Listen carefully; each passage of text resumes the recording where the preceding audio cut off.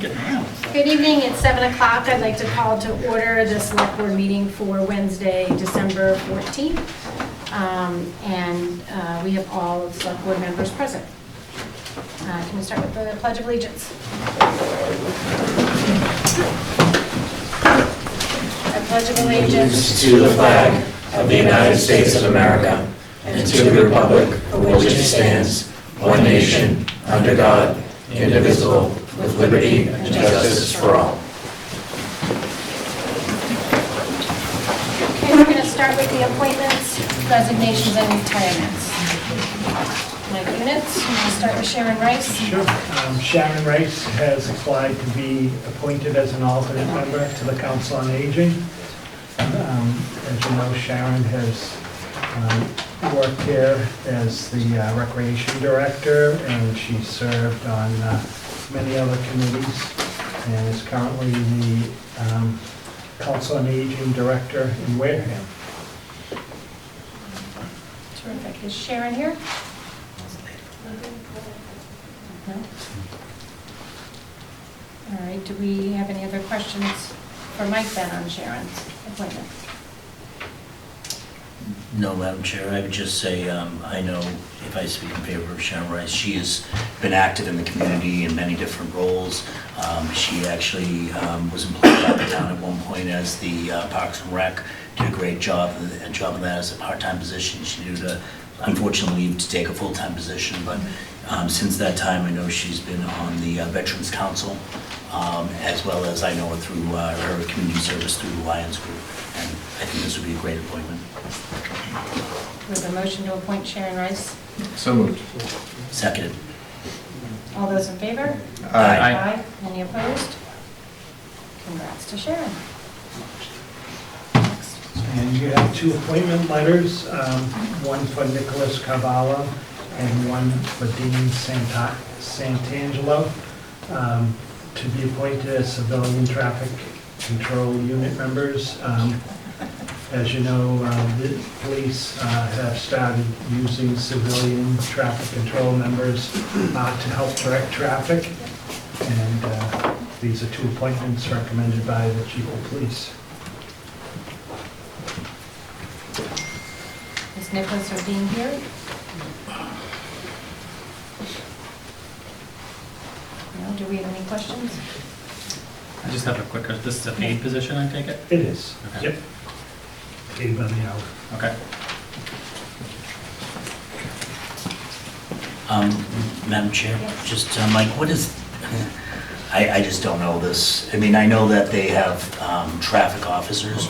What is what's the civilian traffic control? Is it the same thing as at a role like, I know Officer Turcotte, Sergeant Turcotte was the safety officer and so forth. What is this? Do you know this role? Yeah, they just direct traffic. So if you're out on the road, sometimes you've probably seen the guys with the tan pants and the baseball hat and the vest.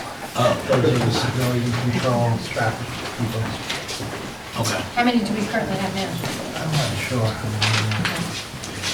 Is this because I know that there was some changes in the law regarding traffic, and this is, obviously this is in line with that, right? Yeah, this was, the union agreed to this because they had so much work, they couldn't fill all the spots. Okay, that makes sense. So I'll make a motion to appoint Dean Santangelo and Nicholas Carvalho to the Civilian Traffic Control Unit effective December 27th, 2022. Second. All those in favor? Aye. Aye. Any opposed? Next, I want to approve the minutes from November 30th, 2022. Do we have a motion to approve? So moved. Second. All those in favor? Aye. Aye. Any opposed? Michael Toole? No, I said aye. Oh, you said aye, sorry. Yeah, I didn't hear you. apologize. Okay, terrific. Then the minutes are approved. License and permits. So we have an application of Norton Golf Properties, Inc., DBA Norton Country Club, 188 Oak Street, Norton, Mass. 02766, for a change of manager from Todd Green to Janice Matthews. Janice Matthews here? She is not. She asked me to come. Okay. She's ill. Sure. I'd be happy to ask questions or answer Sure, questions. come on up. You want to you can take the podium and just introduce yourself. And Sure. where you're from.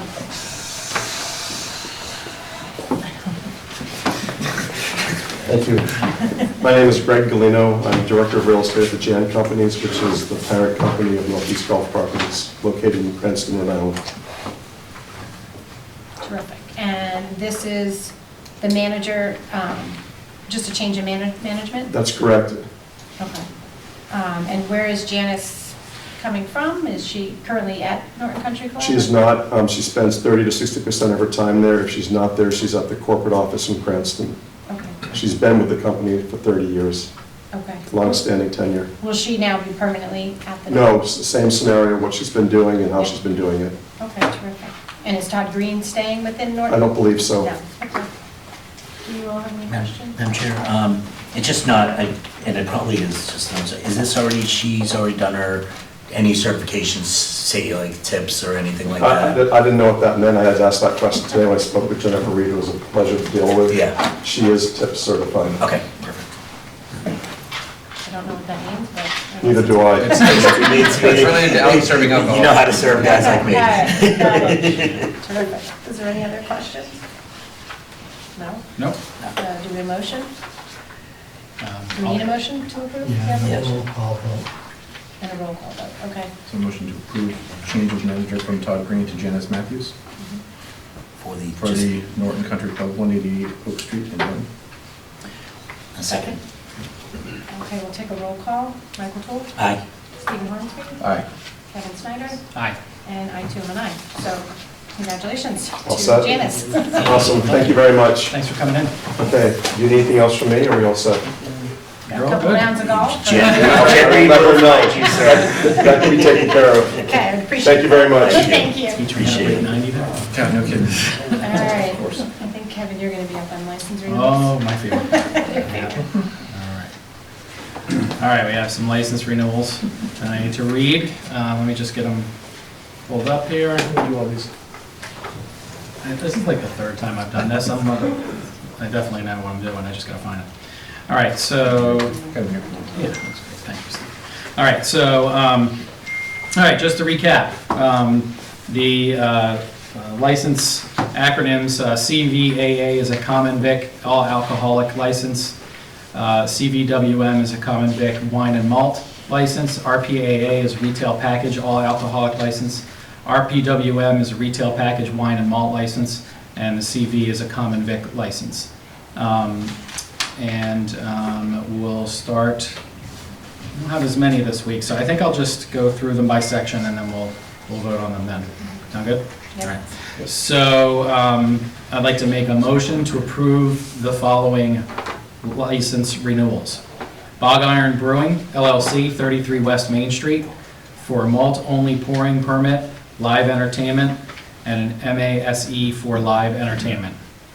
Fillmore Nason Post number 8049 VFW of USA, 38 Summer Street, for a Club AA, CV, live entertainment, jukebox, dancing, one coin-operated pool table, MASE for live entertainment, jukebox, dancing, coin-operated pool table licenses. Zhang's International Incorporated, doing business as Great Woods Mandarin, 175 Mansfield Avenue, for CVAA and CV. And Mac and Waltz Incorporated at 363 Old Colony Road, for CVAA, CV, live entertainment, and MASE for live entertainment.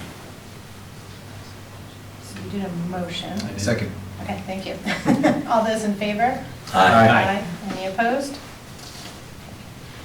Okay, and then we have two CV licenses only. Ultimate Pizza Incorporated, doing Wait, business. do it as a motion. Oh, sorry, Yeah. sorry. Yeah, I'd like to make a motion to approve the following licenses. Ultimate Pizza Incorporated, doing business as Pizza Time, 250 East Main Street, for CV, and Norton Subs Incorporated, doing business as Subway, 130 Mansfield Avenue, also for CV. Second. Second. All those in favor? Aye. Any opposed? All right. Okay. Last but not least, I think. Yeah, so how do we do this? Because I think the first two on here are for the public. Hearing, okay, Hearing. so we Do the wait. other. Do the other two? Okay. All right. I have the other one, actually, because two of them are the same. So, all right, so Class 1 is an agent's or seller's license for the sale of new motor vehicles. So I'd like to make a motion to renew the license for Kevin's LLC, 187 West Main Street, for a Class 1 license. Second? All those in favor? Aye. Aye. Any opposed? All right. So is that, no, then we go to the seasonal population increase estimate. Can you explain that? Sure. So this is a requirement from the Commonwealth of Massachusetts, ABCC. It's a form, the seasonal population increase estimation form. And this is really for communities down the Cape that double their population in the summer. And with that, they can get extra liquor licenses. But we really don't have a seasonal population, and so I ask the board to approve this form and vote that we do not have a seasonal population, and sign the form for the ABCC. Do we have Do we need a vote? Yes. Okay. Okay, so I'll make a motion to accept it. Is there a second? Second. All those in favor? Aye. Any opposed? All right. Quick, we have announcements. We're going to be changing the meeting location. We now have, I guess, access to the second floor meeting room in Town Hall. So we'll just make a note of that, that's where the new meetings will take place going forward. Madam Chair. Yes. One thing I was a little concerned about was the room for the public in that space. So is that a concern we should be thinking about? I'm thinking like if we had a group like this tonight, it might not be the greatest space for folks, so. And I had a comment too. Later on in the agenda, we have discussion on meeting date and location. Yeah, so this was for the actual changing, I know there was a discussion about changing town hall. We could table it for later and we can talk about it all at once. Yeah, I figured we'd talk it. Yep, yeah. that's perfect. So that was the only thing, so. All right, terrific. Yep. All right, now the fun part. We have some new business. That's Chief Simmons, where is he? Come on up.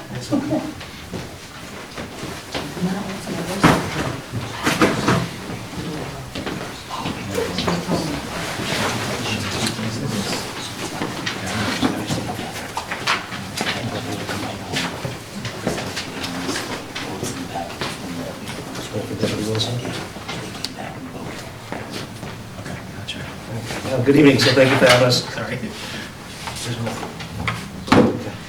So we wanted to recognize Catherine Savigny for doing an excellent job on a call that we recently had. On November 5th at approximately 8:45 p.m., we received a call for a male in cardiac arrest at the Norton High School football field. When we arrived, Catherine was with the patient along with an off-duty Franklin firefighter. She informed the EMS crew that the patient was in cardiac arrest and the CPR was initiated and that he had been defibrillated with the school's AED. Upon our crew's assessment, the patient was alert and orientated and answering questions appropriately. Our crew was advised at the time that Catherine was the person who operated the AED and defibrillated the patient. The patient was then stabilized and transported by our department to Good Samaritan Hospital for further intervention. The crew that responded in treating this patient felt that Catherine's actions went above and beyond that of an everyday citizen, and they felt it was appropriate to have Catherine recognized by the American Heart Association's Heart Saver Hero Award, and they submitted her for nomination for that. So Catherine, we're very proud of you for being able to stay calm and think rationally when faced with a very stressful situation. As a result, you provided appropriate care that directly contributed to saving your life. So we commend you for that, and we'd like to present you with the American Heart Association Hero Award.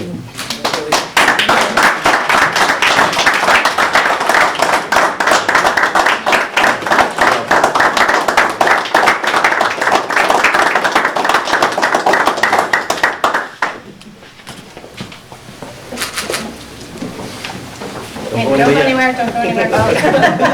And Catherine, we know you by Cat, so I will go with Cat.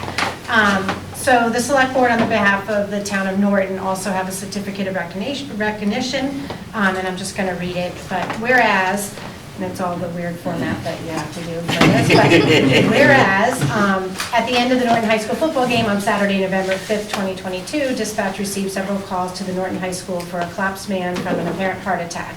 Town of Norton Police and fire departments were dispatched to the scene, and whereas, without hesitation, Kat ran to the man's side and began performing CPR.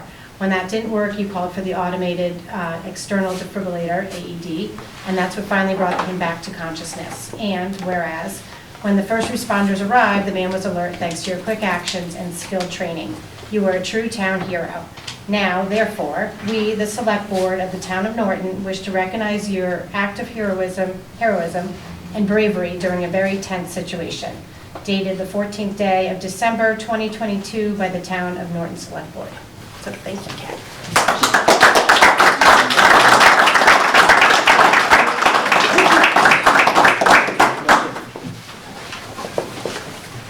Kat, do you want Good job, man. to say anything? No? I wasn't prepared. No, that's all right, that's all right. So just real quick, ironically, we were actually working on developing a community CPR program over the past couple of months. So I'm happy to report that February 24th from 7 to 9 p.m. and March 12th from 9 a.m. to 11 a.m., excuse me, we'll be hosting CPR classes at the fire station. The book in the class will be for free. It's a non-certification class, it's just an informational purposes for people. And if it goes well, we'll be having more of those. So within a week or so, we'll probably have signups on our website for that. So, okay. And then Heather McKibben is going to come up to make a donation. Yes. So a while back, I kind of briefed the board on the Narrows Law and how it was supposed to be in effect. And just a reminder, the Narrows Law allows ambulances to transport canines that are injured in the line of duty, and it allows our ambulances to transport them to either West Bridgewater or Tufts in Walpole. So we're going through the training right now. It's been a little bit tough. You have to have a veterinarian come in. You have to get a dog handler. You have to have a dog. So it's been a little bit tough getting everything together to do the training. We're hoping we're going to be fully in compliance by, say, February or maybe March, as far as that goes. But Heather McKibben, she's from Heatherfest on Freeman Street. A lot of people have gone to her, the function that she has once a year. And every year she donates something, like animal-wise. The first year she donated some catch poles, which worked out really well to the police and fire to help us to get dogs under control. After that, she donated oxygen masks, which a lot of times we use those. And this year, she called and asked what we needed, and we figured this would be a good time with the Narrows Law coming in. And one of the things that we have to have is muzzles for the dogs. So she donated that. So every year she seems to come through and donate for the fire and police department, something related to the dogs. So I just wanted to recognize her and just basically have her give you a little update on what she does as far as the Heatherfest is concerned. Hey, everybody. It was in 1994 that I started. I've always been into music, and I started this one party at my house with one band and 35 people. And now, I didn't have it for 2 years during COVID, but last year I had 9 bands. A lot of them have won Grammys. The very least, they've won Boston Music Awards. And before I used to just put a tip jar out for the bands, and then I said, this is getting too big, this is too much, I gotta do something. I gotta turn this into a charity. So my main focus has been the first responders, so the fire department and the police department, and animals. So I'm a crazy dog nut, and so I not only did I get the catch-all poles for all of the first responding vehicles and these masks, and I actually got a few more of the masks since they've been a while, so more for you. And then when I heard about Narrows Law, I thought this is perfect. What perfect timing it will be, because it came out right around the same time. And now that I've moved here, it went from 25 people to like 700 to 1,000 people. And and I got involved with the police department because the gentleman who was doing the detail, he was like a young guy at the time, and he was pretty new. And I understand that the when they're doing the I don't know, the younger guys are like $34 an hour, but when I get to a sergeant, he's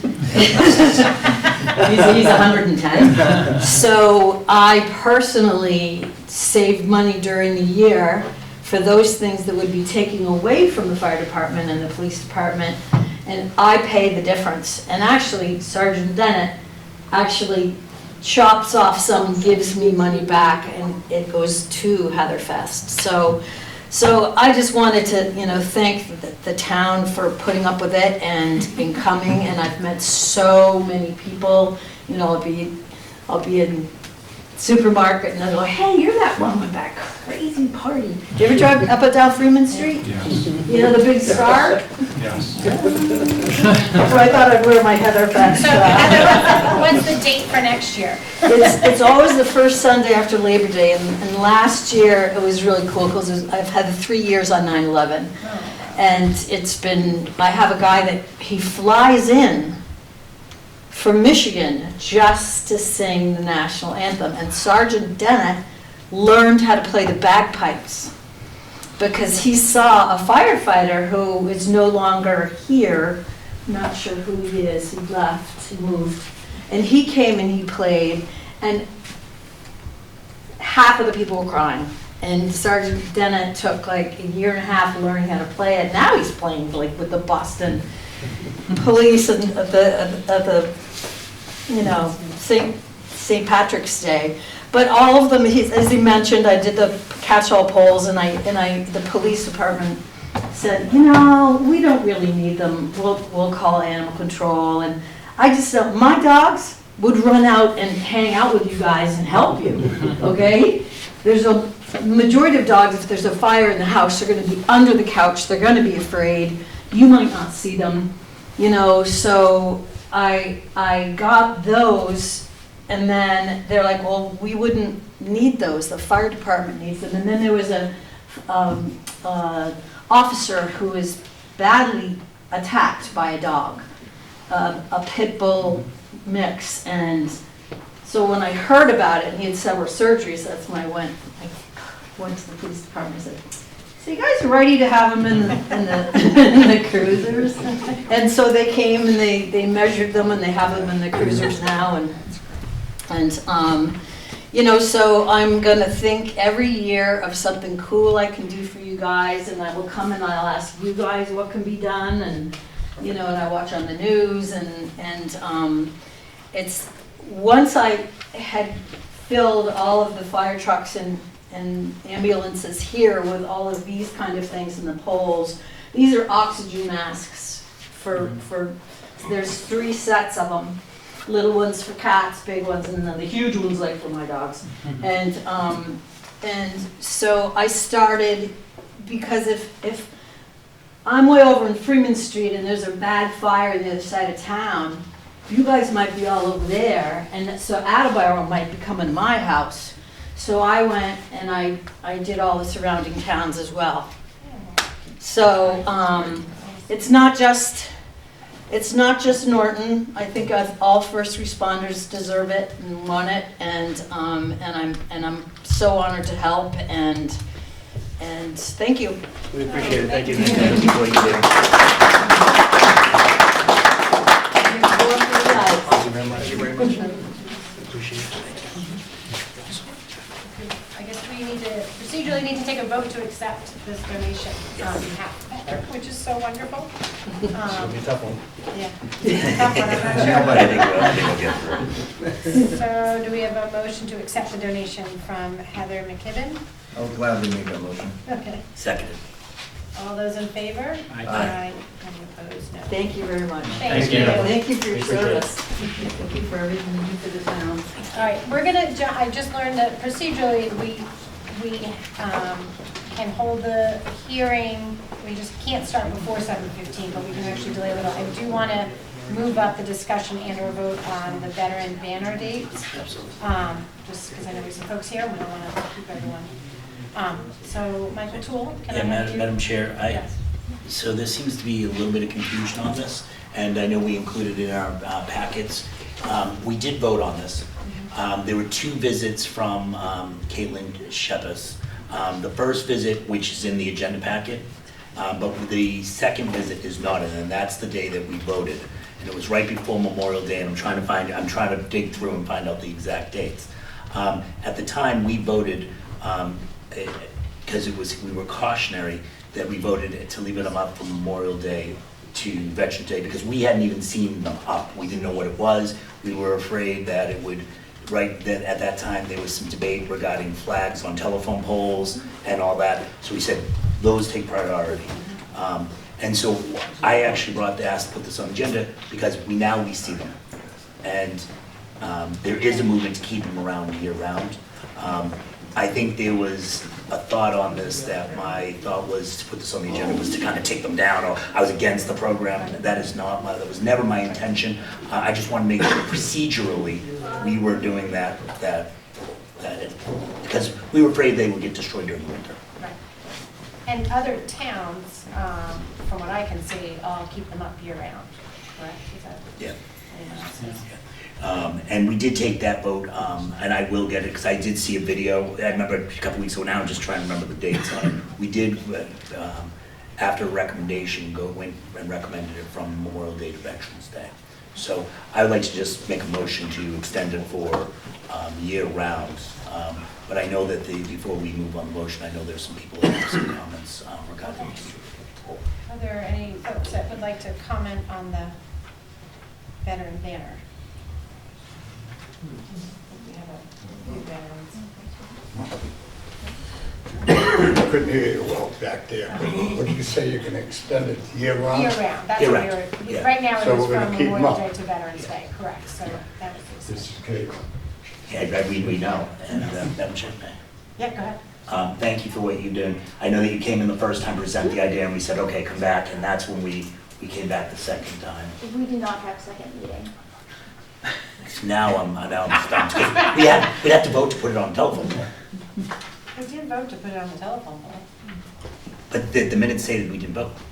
Oh, well, we apologize. We're going to vote now. And yeah, right? But So no, we we're never. going to vote now, it's- so we'd like to just vote. Go ahead. Okay. Yeah. I'd like to make a motion to vote to approve the year-round Veterans Program and banner recognition to include it year-round and so forth. Are you, with one question, actually, Yeah, that's. one question I have for you. Are you worried about weathering of the banners? The banners are made to sustain the weather. They should last at least 3 years, maybe up to 5. So that's my motion, and I will also ... I apologize for any confusion in this. Second name motion. All those in favor? Aye. Any opposed? All right. Congratulations. All right, thank you. Wonderful, thank you for your service. Thank you. Yep. All right, now you can use the language to open discussion. Public hearing for the language.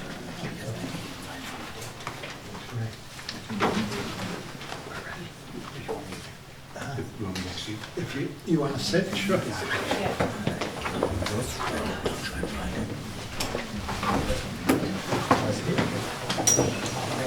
Information I just gave you is the motion For me to approve.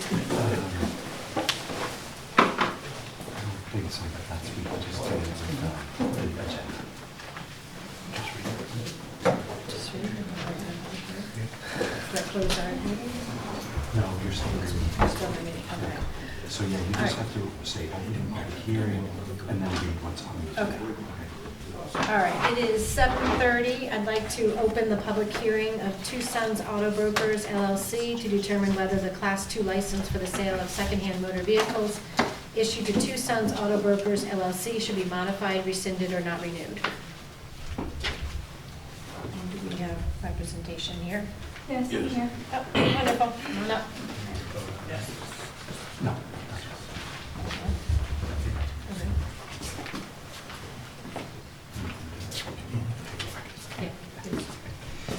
Good evening. My name is Greg Corbo. I am town council to the town of Norton, and I'm going to be helping facilitate this meeting.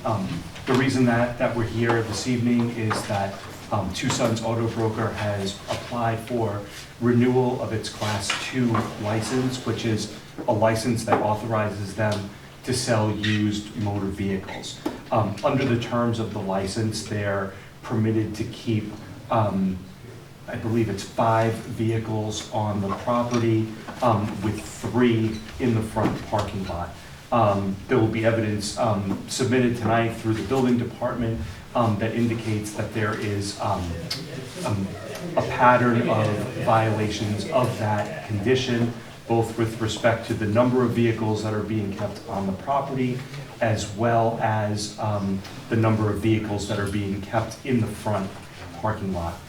You also have in your packet several allegations of individuals who have made complaints to the police department concerning dissatisfaction with the service that they have received at the establishment. And it is my understanding that the building that serves the establishment has recently been condemned by town officials as not being consistent with town codes. So this evening, you have an application in front of you for renewal.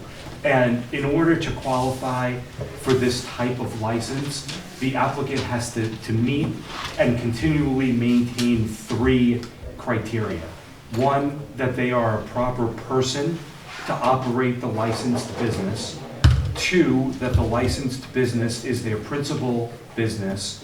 And 3, that they have a suitable place of business for carrying on the licensed activity. So the questions that will be posed to you at the end of this hearing are, whether those 3 criteria are met. The allegations do not implicate the second criteria, principal place of business, but you have to determine whether the allegations being made that there's sufficient evidence to support those allegations, and whether those allegations bear on the questions of proper person and suitable place of business.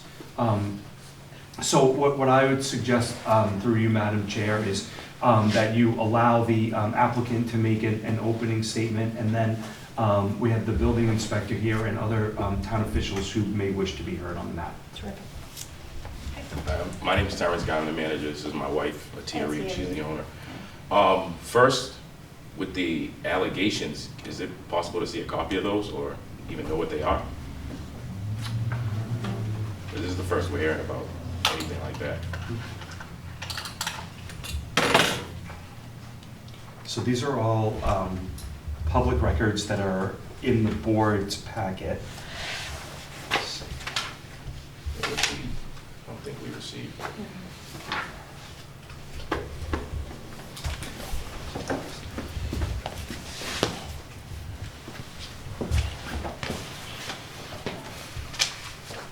Is it all right to take a second to?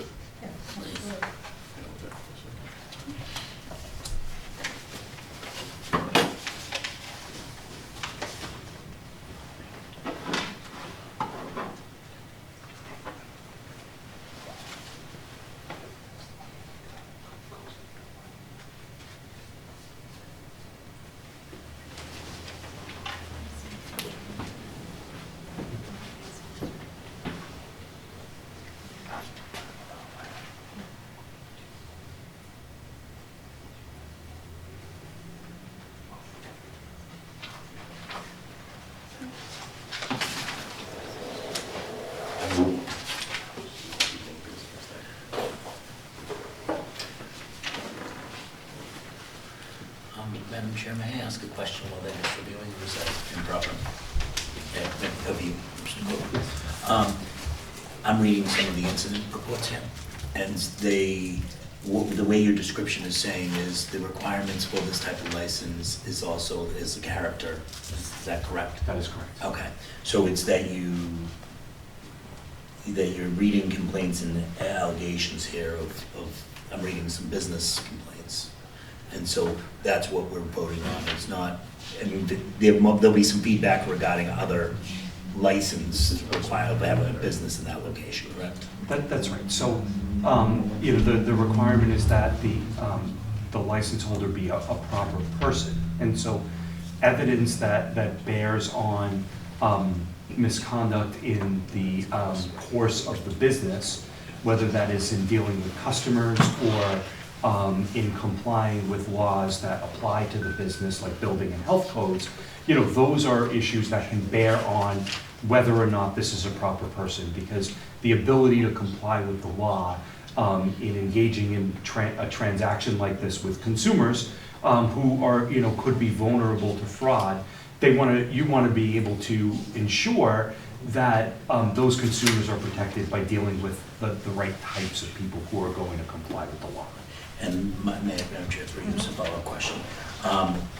With that being said, agents and/or salespeople of the business represent the business and are, in fact, the business itself, correct? That is correct. Just to address these allegations, which really don't look like allegations. The first one, we weren't even in business in the town of Norton with a friend of mine that we had this, I guess we'll call it a disagreement with this Lauren Miller, which I actually ended up buying the vehicle back, so I don't even know why this is here. The other stuff in here looks like the harassment and bullying we were enduring from one particular neighbor, and we were writing the town and trying to introduce ourselves to our neighbors, which everybody's pretty much been great, besides this one neighbor, and it's actually competition across the street. But as far as like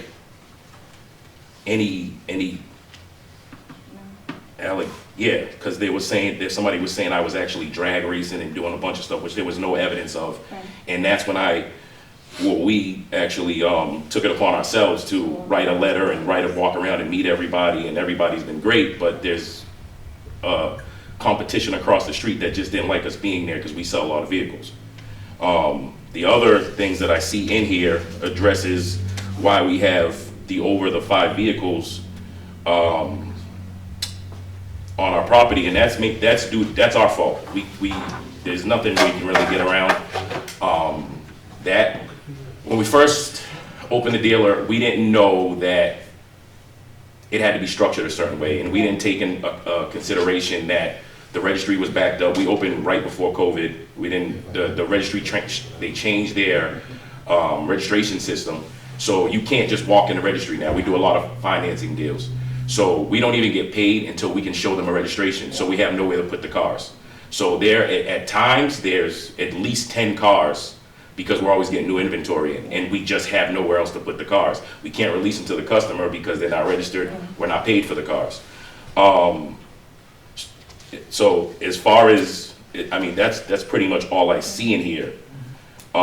There's nothing like, I guess, criminal in here or anything like that, or that would say we're not worthy of having a Class 2 license, as I'm breezing through it. And the end packet of it is the cease and desist from the town of Norton to our landlord, which the building is condemned right now. We've actually been working with the town to work on another location, which is, we're gonna be moving to 41B Pleasant Street, which is BFit Gym. The only reason we don't have something or a lease in play now is because our landlord, for lack of better words, is a real interesting person, and he's been going back and forth with our attorney and making it seem like he was gonna make the right steps to get the building situated, and just hasn't. So at the last second, we found somewhere else to move, and we just weren't able to get the lease and everything done before the meeting. As far as, like I said, is not being able to have the license, or, you know, even try to make it seem like, you know, we're doing something wrong. I mean, I don't see any evidence of that in here. Like I said, this is our letter to our neighbors and the building inspector and things like that. So, and copies of our licenses and stuff like that. I mean, since we've been here, we sold over 300 cars. On our Google reviews, I think there's 6 or 7, maybe 6 or 7 bad reviews out of 40. And in the customer service world, I'll take that as a solid number. I mean, we can't make everyone happy as much as we try to, but we're very upfront and transparent with our cars. I mean, if you've ever seen any of our ads, there's nothing to hide. Yeah. We don't try to sell anyone a car. When someone comes, we'll basically hand them the key and let them make the decision themselves. We're not pushy. Yeah, the paperwork's very transparent. I mean, even if you stepped in my office, I'm sure you can ask some of the town officials that have been in the office, pretty much all our policies are on the wall. So I don't see how a few complaints and us responding to them makes it seem like we're not suitable to have a Class 2 dealer's license. I just don't understand that. But as far as our new location and what's going on with the condemned building, we were hoping that we could. Extend. Oh, that's actually our attorney. Yeah. Yeah, the applicant is asking, I'm introduced, I guess the petitioners here, or the applicants. I've been corresponding with both the council, the landlord. I'm sorry, You're breaking up. The building department of the town. Oh. Yeah. You messaged Sorry. them that we Now, can't. can you hear me now? Yes. Now. I'll move towards the windows. Okay, would be a request for the license to be made conditional on the certain amount of time. Sir, I'm sorry, can you just introduce yourself, and we can't hear you? Oh, yes. My name is Adrian Lasan. Adrian Lasan, I'm an attorney. My office is at 125 Highland Avenue in Mansfield. And I wanted to clarify in part what they were asking for, or maybe modify it to state that it would be a conditional or a license with conditions subject to them, demonstrating within either 90 or 120 days that the location that they are at the time of that supplemental submission has the adequate certificate of occupancy and as a final approval from the building department. Madam Chair? Yeah. I think there are two different issues here. I think there's the location issue, and then there's the conduct issue, okay? And I think we should look at them, take them like that. That's personally how I feel it. I don't know if council would say tackle it that way. I would like to hear from our town inspector, and I don't see anyone from police here. If there's someone there that can probably on that end also hear from them. But I want to also make sure Mr. Guy and Ms. Reed had finished their statements. Yes, through you, Madam Chair. That's a perfectly acceptable way to do this. I would add, procedurally speaking, if it's the intent of the license holder to transfer this business to another location, that's going to have to come back before you for an application for you to make the same types of determinations that we're making here this evening, particularly is that a suitable location for the licensed business.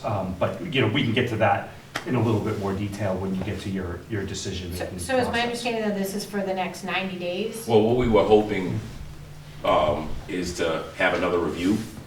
Once we had the location reviewed, we actually had the building inspector and the fire chief come and look at the new location, a couple of offices in the location to make sure it would even work. I don't want to say we got an okay, but it was a soft okay with some construction and some other stuff that needs to be done. And we have to get an architect to, I forget the term he used, but we have to get an architect in to draw some other plans and stuff. So it's going to take at least 30 to 60 days to even get that done. Right. As far as where we are now, we do have an active lease, which our attorney is working with the landlord to figure out even what's going to be done with that. I mean, we're not staying there. There's just no way.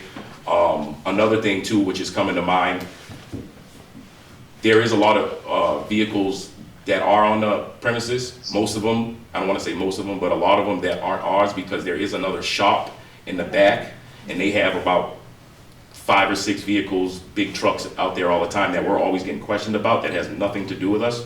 And I'm pretty sure some of the town officials know about the shop in the back and what's going on back there. But as far... Sorry, I guess my question is, how long is, if the renewal of the license is it a year? or? It's an annual It is an annual license, but license, you okay. can certainly, if you're so inclined, to, give them a conditional renewal for a period of 90 or 120 days and have them come back and see, okay, have you submitted a transfer application yet? If not, why not? What is your intention? Are you staying here?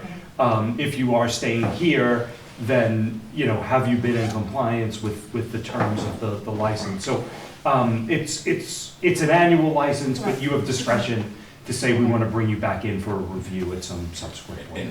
Yeah, hold on. If I could just say, in 17 years being a town administrator and town manager, I have never had so many complaints about a business in my life. We are continually receive people coming to our office complaining about vehicles that they purchased at your store.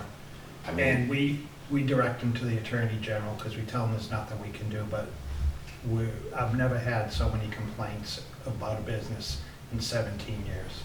I mean, that's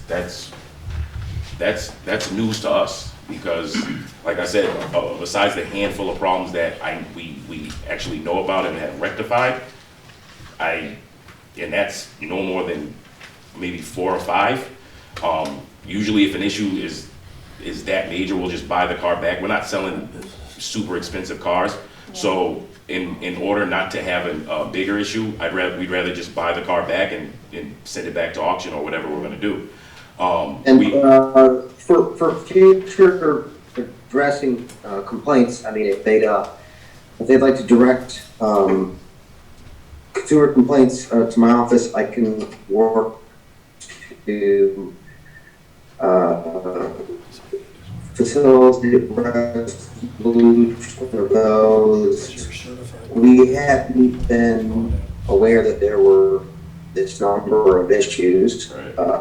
Apparently, an election night was larger than what the owners were aware of. But if people have complaints they'd like to address, we'll certainly look into it. We don't know and have no ability at this time to verify the total number and nature of those complaints, but would be interested in looking into it. Sorry, Adrian. And as far as these, this is the first we've ever seen of this, and this first complaint is from 2.5 years ago.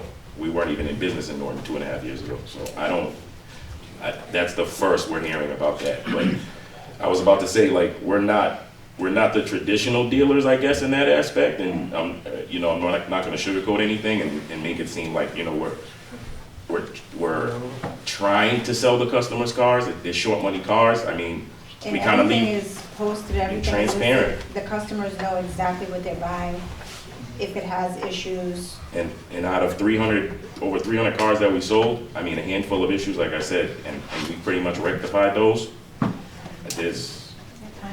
So I think we're not in the car business. Right. Okay? You're just saying things about the type of car business that this is. I can take guesses, but I'd rather not guess. Gotcha. What do you, be specific? Are you selling cars at a low price that, are... They need a little bit of work. Yeah. Some of them Are they aware of it? And very aware. I wish I would have printed some ads and actually showed you. Our most expensive car, we're usually selling $3,000-$4,000 cars. Our most expensive car right now is $6,000. Yeah. And does the lemon law apply to you? Yes, it does, and that's why in situations where there's gonna be a situation, I'd rather just buy the car back. But see, even in that, I was just explaining that to someone else the other day. The lemon law, most people don't even know what it is. The lemon law is a dealer has 3 times to rectify the same issue. Right. We've never even run into that. Yeah. Because if there is a major issue in those handful of times, I'd rather just buy the car back. And then I have another question, if Madam Chair, through you, obviously. Your financing practices, are they upfront? Are they aggressive? Are people getting upset because you're gouging them? No, we don't handle any financing. We actually had one company we had to do away with, First Financial, because we found out they were under FBI investigation and was doing a lot of fraudulent paperwork. Yeah, so we just cut ties with them. We only use one finance company, And it's pretty much, we're just the middleman. They fill out paperwork, Yeah. deal with the finance company, we're just, They get their contract. that's it. Yeah. We don't do any financing. One last thing that talks about that I've seen in complaints in here.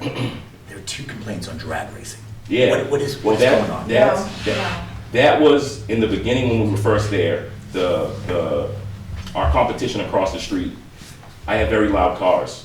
They were saying I was drag racing in front of our dealer on 123. First thing I said was, well, where are the tire marks? Because they said I was doing burnouts and stuff. And that's when I addressed the neighbors and we introduced ourselves. And pretty much that, I don't want to say went under the rug, but it went away because they knew their complaints weren't going to get us out of here and we really weren't paying attention to them. So, I mean, if I was drag racing on 123 in front of LJ's car wash, the police would be in there. Well, one last comment, my only comment or question is, Madam Chair, on the business side of it, this does not, this is how I feel about the business side of it. I would tend to probably put them on a short leash and renew them on the business side of it and say, we're gonna have you every 6 months. That doesn't mean I wanna say go ahead with the license because we still have to address the property. Right. But as a general rule, this is the first we're hearing about the complaints. And I recognize that there are all these complaints here, and I don't never want to disrespect our town manager, and you're right, maybe this is the most he's heard, but this is the first we're hearing about it at this point. And again, I just want to say, like, with all, because it keeps going back to all these complaints, and I don't know what has come into your office, but as far as here, it's 2 complaints, and the rest of it was us writing letters to our neighbors and the building inspector. So this is the first we're ever hearing of that. Can we hear? Yeah, go ahead. Yeah, no, through you, I agree with Mr. Toole on the business side of it, on the property side of it. I actually know that location very well. I know the landlord. I know that building should have been condemned. Yeah, we walked into a bad situation. So, I mean, at least on that side, as far as a short leash on the business side, I would recommend that on the property side too, just to make sure they move along. Yeah. Well, we like I said, we have to get out of there just because the situation isn't, we can't, there's no way we can stay there and do business. No. Definitely not. And Yeah, that's what I'm saying, yeah. Oh, through you, Go can I ahead. ask a question? How are you conducting business out of a condemned building? well, Nobody's allowed in. So, wait, Matt, so the building itself was condemned for certain changes to principally the bathroom and the sizing of the electrical system. There were other issues, but the one that is, I think, most salient is that over a year ago, there was an incident where there was freezing in one of the bathrooms, and the bathroom hasn't worked. It was later on repaired by the landlord, but there are other smaller issues related to the electrical system, You're and the breaking up knob box again. in the exterior, and the signage for some of the fire escapes in the 2 neighboring units. But the town has basically said that you can't just fix the items in Unit C. My client is also to fix stuff within their unit, but the inspector was saying until the entire building was Adrian, we're losing you again. We can't hear you. Adrian. They're taking adequate steps to repair that purpose. The car sales has heating, lighting, core functions for Sir, we're gonna mute you. We can't. Can't hear you. It's too hard chopped up. So just to address that real quick, ever since the building was condemned, we actually shifted our business. When was it condemned? October 30th. October 30th. Should be in the file, I don't remember the exact date. This year? Yeah, this year. There's a letter of month and a half ago. We actually shifted our business so clients wouldn't even have to come inside. Our vehicles got even cheaper, so pretty much they're all cash deals. We're not doing any financing because we don't have an office. Yeah. So someone comes, looks at a vehicle, wants to test drive it, we still have a dealer place, they don't have to come inside. If they choose to buy the vehicle, we have the paperwork already ready, where they can just sign, we can actually run inside, make a couple of copies, and they can be on their way.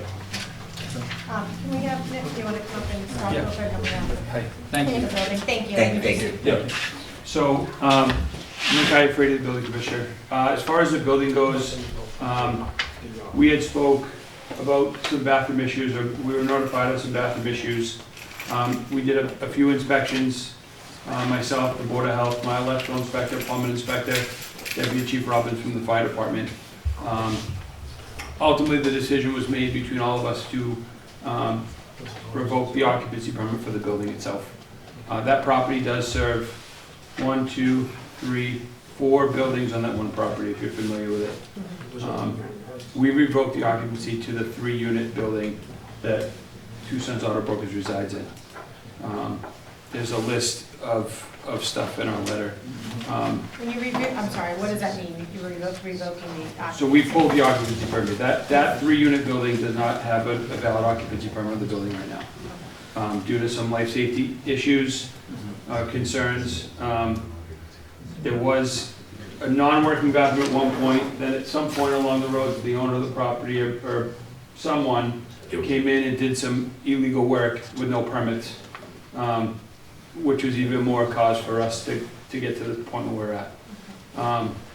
To Terrence's point, we have been working to help him try to potentially locate another property at 41 Pleasant Street. I told him that we would entertain it if he could get a registered design professional or an architect or an engineer to do a code review of a specific part of this building he wants to occupy. Additional to that, I suggested that he has his engineer architect do a parking study on the building to determine how many available parking spots there would be for a business like his. That property is zoned to allow a business like his still, such as 407 is. That's where we're at. We're working, attempting to work with the owner of the building to remedy the problem in that 3-unit structure on the property. But until all 3 units are back in compliance, we're not comfortable reissuing an occupancy permit for that building. And are both other units, no one's in that building? That 3-unit building is currently supposed to be vacated, yes, and is posted on the front window. And Chair, through you, I have a question. Just shot in the dark, what about the back building with the, I know exactly what, I know. There's a garage back there. Yeah. I have met with them once or twice. I cannot confirm nor deny whether it's a business or a father and a son renting the building as a hobby, to be honest with you. I have made contact once or twice, but I've been focused on this front building. Yeah, I'm sorry, I didn't want to take time from this. I just was curious. That's where we're at. Madam Chair? Yes. I just have a question. Is it, for the town's attorney, is their current license active or is it suspended? Except for renewal. So yes, their Right, but license is active. it's renewed, it renews, when does it renew? Now? It renews in January. Right, so they have a license up until December 31st. December 31st, okay. All right, thank you. So, through you, Madam Chair, Yes. to the building official. With respect to the parking, and what is the capacity for parking vehicles at that property at this point? So there's not much parking at this property. I haven't done a full-on parking study, but when they had first applied and got their license, I know the board at the time and myself they had provided us with a parking plan that showed 3 parking spots out front and then 2 out back, which we all deemed was suitable at the time. As everybody has, I think, come to agreement that from day one, there has been more than 5 vehicles on that property. There hasn't been, I guess nothing formally in writing about it. We've I've kept things as cordial as I possibly could with the owners. But it has been stated multiple times during multiple visits that, they are in violation of that parking situation. Which we're not denying. Like, Yeah. when we first, like I said, when we first opened it, we didn't even know. Think that, we didn't think it was gonna. Yeah, and we didn't, it took off a lot faster than we thought. And then, like I said, with the registry situation and us not being able to get paid or from the finance companies, or even running into stuff where we have to warranty cars and wait to get them to our contractor mechanic, we had nowhere to put the cars. That's why hopefully this new space at 41B Pleasant Street, it's got more than enough space. So hopefully we won't run into this problem again. Madam Chair, can this licensed business operate legally without a location? I mean, we're in an area, I can tell you right now, I'm not even sure there's an answer to this, but. Well, from what my lawyer says, as long as the business is, I guess, the parking of the cars. Yeah. I don't think it's so much the office space because the vehicles are outside, they're not. And Mr. Guy, I appreciate that, No, that's the advice you're getting, but you know, it's, we gotta go by our own. I think what the select boardman is going towards is, do you all have the authority to grant as a conditional permit that they can sell on the exterior or something like that? Is it within your discretion to make this determination, or would it be unlawful for them to carry on business in a practical or legal standard? And they are able to do it. You can add a condition saying sales must be outside or something. It's within your discretion to approve it, if that's what you're asking. Yeah, our sales now are taking no more than 5 minutes, and plus because it's cold outside. Madam Chair, I would ask that question to our council, is that something we could do as a condition? So I do believe that the licensing statutes allow you to have a so-called internet-only sales business under a Class 2 license. But, you know, that is something that you still have to determine that there is a suitable place of business, because cars are still being stored there and customers are still coming there. And so, you know, you would need more information, in my opinion, to, you know, understand why it is not necessary to have a building with an office in order to run this business. Well, since the building has been condemned, we've actually sold 20 cars in between time and haven't had to use the building at all. Yeah. So, before this, I've been selling cars personally for the last 13 years. I've never had an office or a dealer space. It was always at a police station or something like that. So for us to need a building as of right now to still do business, I don't. Yeah, would it please the board to supplement with a letter describing the practice or you know, the way that it does operate? It'd be no more than a page or two.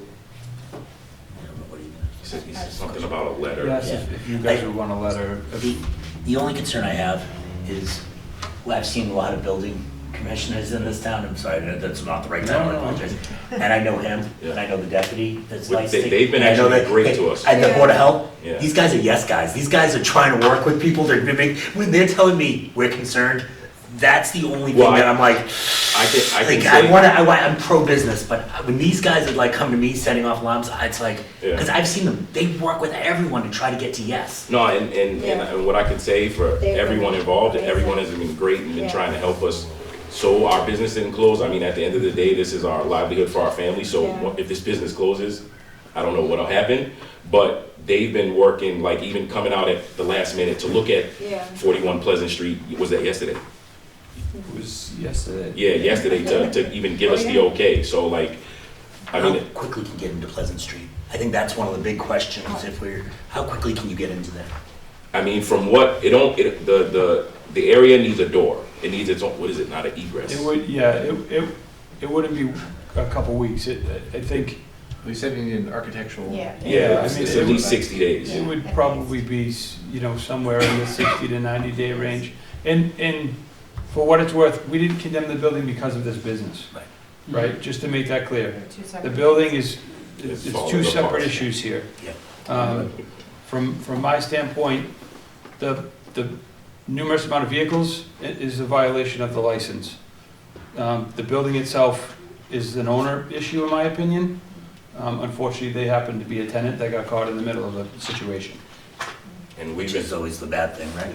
Yeah, we've been trying to move for the last year and stay in Norton. It's just trying to find something that's owned and that'll work. Just, it's been tough.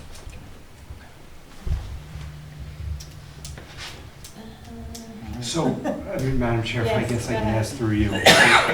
They're asking that you renew this license for a period of at least 90 to 120 days, while also at the same time admitting that they are in violation of the license. If you look at their website right now, they have 12 cars that are available for sale, and the website lists another. Well, let me just touch on that point right there. We're allowed to, I can put, and this is not due to the license, and I actually looked this up, I can put 40 cars on the website as long as they're not at the location. Right now, there's only 5 cars at our location. So I can list as many cars as I like, as long as they're not on the property. I made sure. Where are they? Auction parking lots, body shops, mechanics, they're all over the place. And usually, like even now at our slow time, what is it, Wednesday, we've already sold 3 cars. So we don't have a problem moving the cars. It's like the cars are still there, and we're not doing any financing deals right now. So nothing will be there just sitting, because we don't have to wait on a bank. Yeah, or the registry. Right, yeah, because we're only registering cars when there's finance deals, so. So, Madam Chair, may I ask a question? So, Bless you. let's just hypothetically say we approve the license for 90 days, pending, moving to a new location. What happens, please don't take this the wrong way, but what happens if, 15 days after we renew the license, there's 10 cars on the lot? Oh, no. So, at that point, you could convene a public hearing to rescind the approval of the license. Mm-hmm. You could wait the 60 to 90 or whatever, 90 to 120 days and then not renew the license, because again, right, it's, we have the issue of the customer complaints, right? Mm-hmm. And, I don't know how well verified those complaints are. They're complaints from disgruntled customers. But, part of the proper person formula is your ability to comply with the laws that, to operate the business. And one of those laws is keeping only 5 vehicles at the property. Mm-hmm. And they've admitted that they routinely keep more than 5 vehicles at the property. At one point, they claimed they didn't know what the requirement was. No, but we didn't say that. It was just the registry and waiting on mechanics. Like, I mean, we sell a vehicle, we finance it to someone. It's not like I can just say, here, take it, and we haven't gotten paid. Or what are we supposed to do with the vehicles at that point? Right, What but we're selling again, it on? when the initial license was issued, that was. Right, and which was our fault, Right, because we didn't properly, there was more space where we could have drew out more spaces and things like that. This was our first business where we had to do something like that, so we didn't know. That was our fault. So, yeah, what the applicant is trying to express is that he didn't realize that the number 5 was for a totality of vehicles. He thought it was those that were for sale, and a second category appeared after he began the selling, which was vehicles that were awaiting final transfer to the buyer, which were physically present, but he thought no longer part of the active inventory, and has since tried to get back into compliance, and henceforth will commit to complying strictly with number 5. So, Madam Chair, through you to Kevin's point, I mean, hypothetically, if we gave it 90 days, and the number of cars was exceeding 5, then when it comes back for renewal, then that would be disqualified. Right, or we could just call a public hearing and suspend it at the next select board meeting. All right. Now, we could keep a daily ledger, an inventory ledger, as one of the exhibits that would be available at either a public hearing in the future or the 90-day revisiting of this issue. I would ask if there is this adjacent garage, or there are other vehicles that are parked by parties other than the dealership on the lot, because the lot would otherwise appear somewhat empty, or to have space available. How would we report to you if there were lots that were not within our control that appeared on the same site, so that they didn't get counted against us for purposes of revocation? Madam Chair, if I may? Yes. Mr. Toole, I don't know if you remember, but I think at the original licensing, there was discussion of parking spaces being numbered. Correct. And the numbered parking spaces, so say if you had parking spaces 4, 5, and 6 were allotted to Two Sons Auto Brokers in the front, 9, 10, and 11, or 9 and 10 in the back would be, and that's how we would, I think originally it was discussed to determine what cars were for what business. And it was never done. So we can make that a condition to number. I don't know if that ever made it into the order of conditions or anything. Yeah, I don't think it did, but it was it discussed. was definitely discussed, and I remember you in that meeting, because kind of like talking about it and drawing it on some kind of diagram. How you could regulate what cars are for what business because of the multiple uses on that property. You definitely. Yeah, we can undertake that and do an inventory of those 5 spaces on a consistent basis to be able to report, if that's helpful. Madam Chair, can I just, I'm sorry, That's right. I mean, it's an important issue, so it's important that we discuss it and have all this discussion out in public.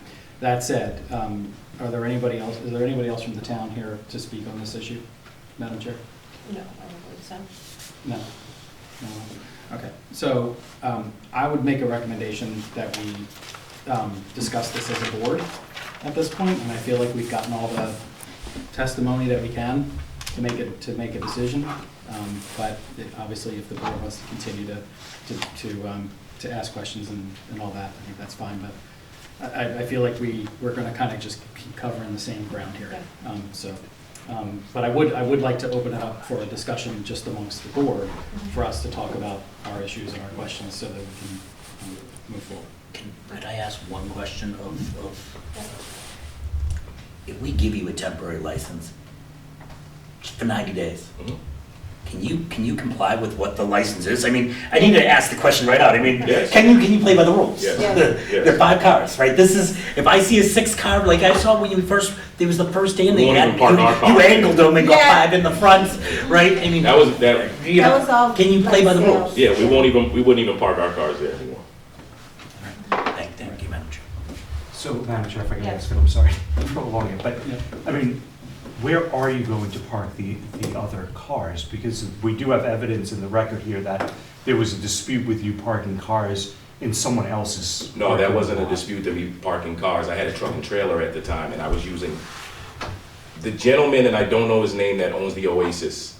He says, and he's had numerous arguments with the gentleman that owned the mechanic shop in the back of our establishment. He says that half the people say that's a street. I don't know what it is, but it comes out to 123. But he says it's his property. I had my truck. It is his property? Yes. Okay, well, that just answered my question. But the one time I was there, I had my truck and trailer. I pulled in because I didn't want to block traffic to unload a vehicle.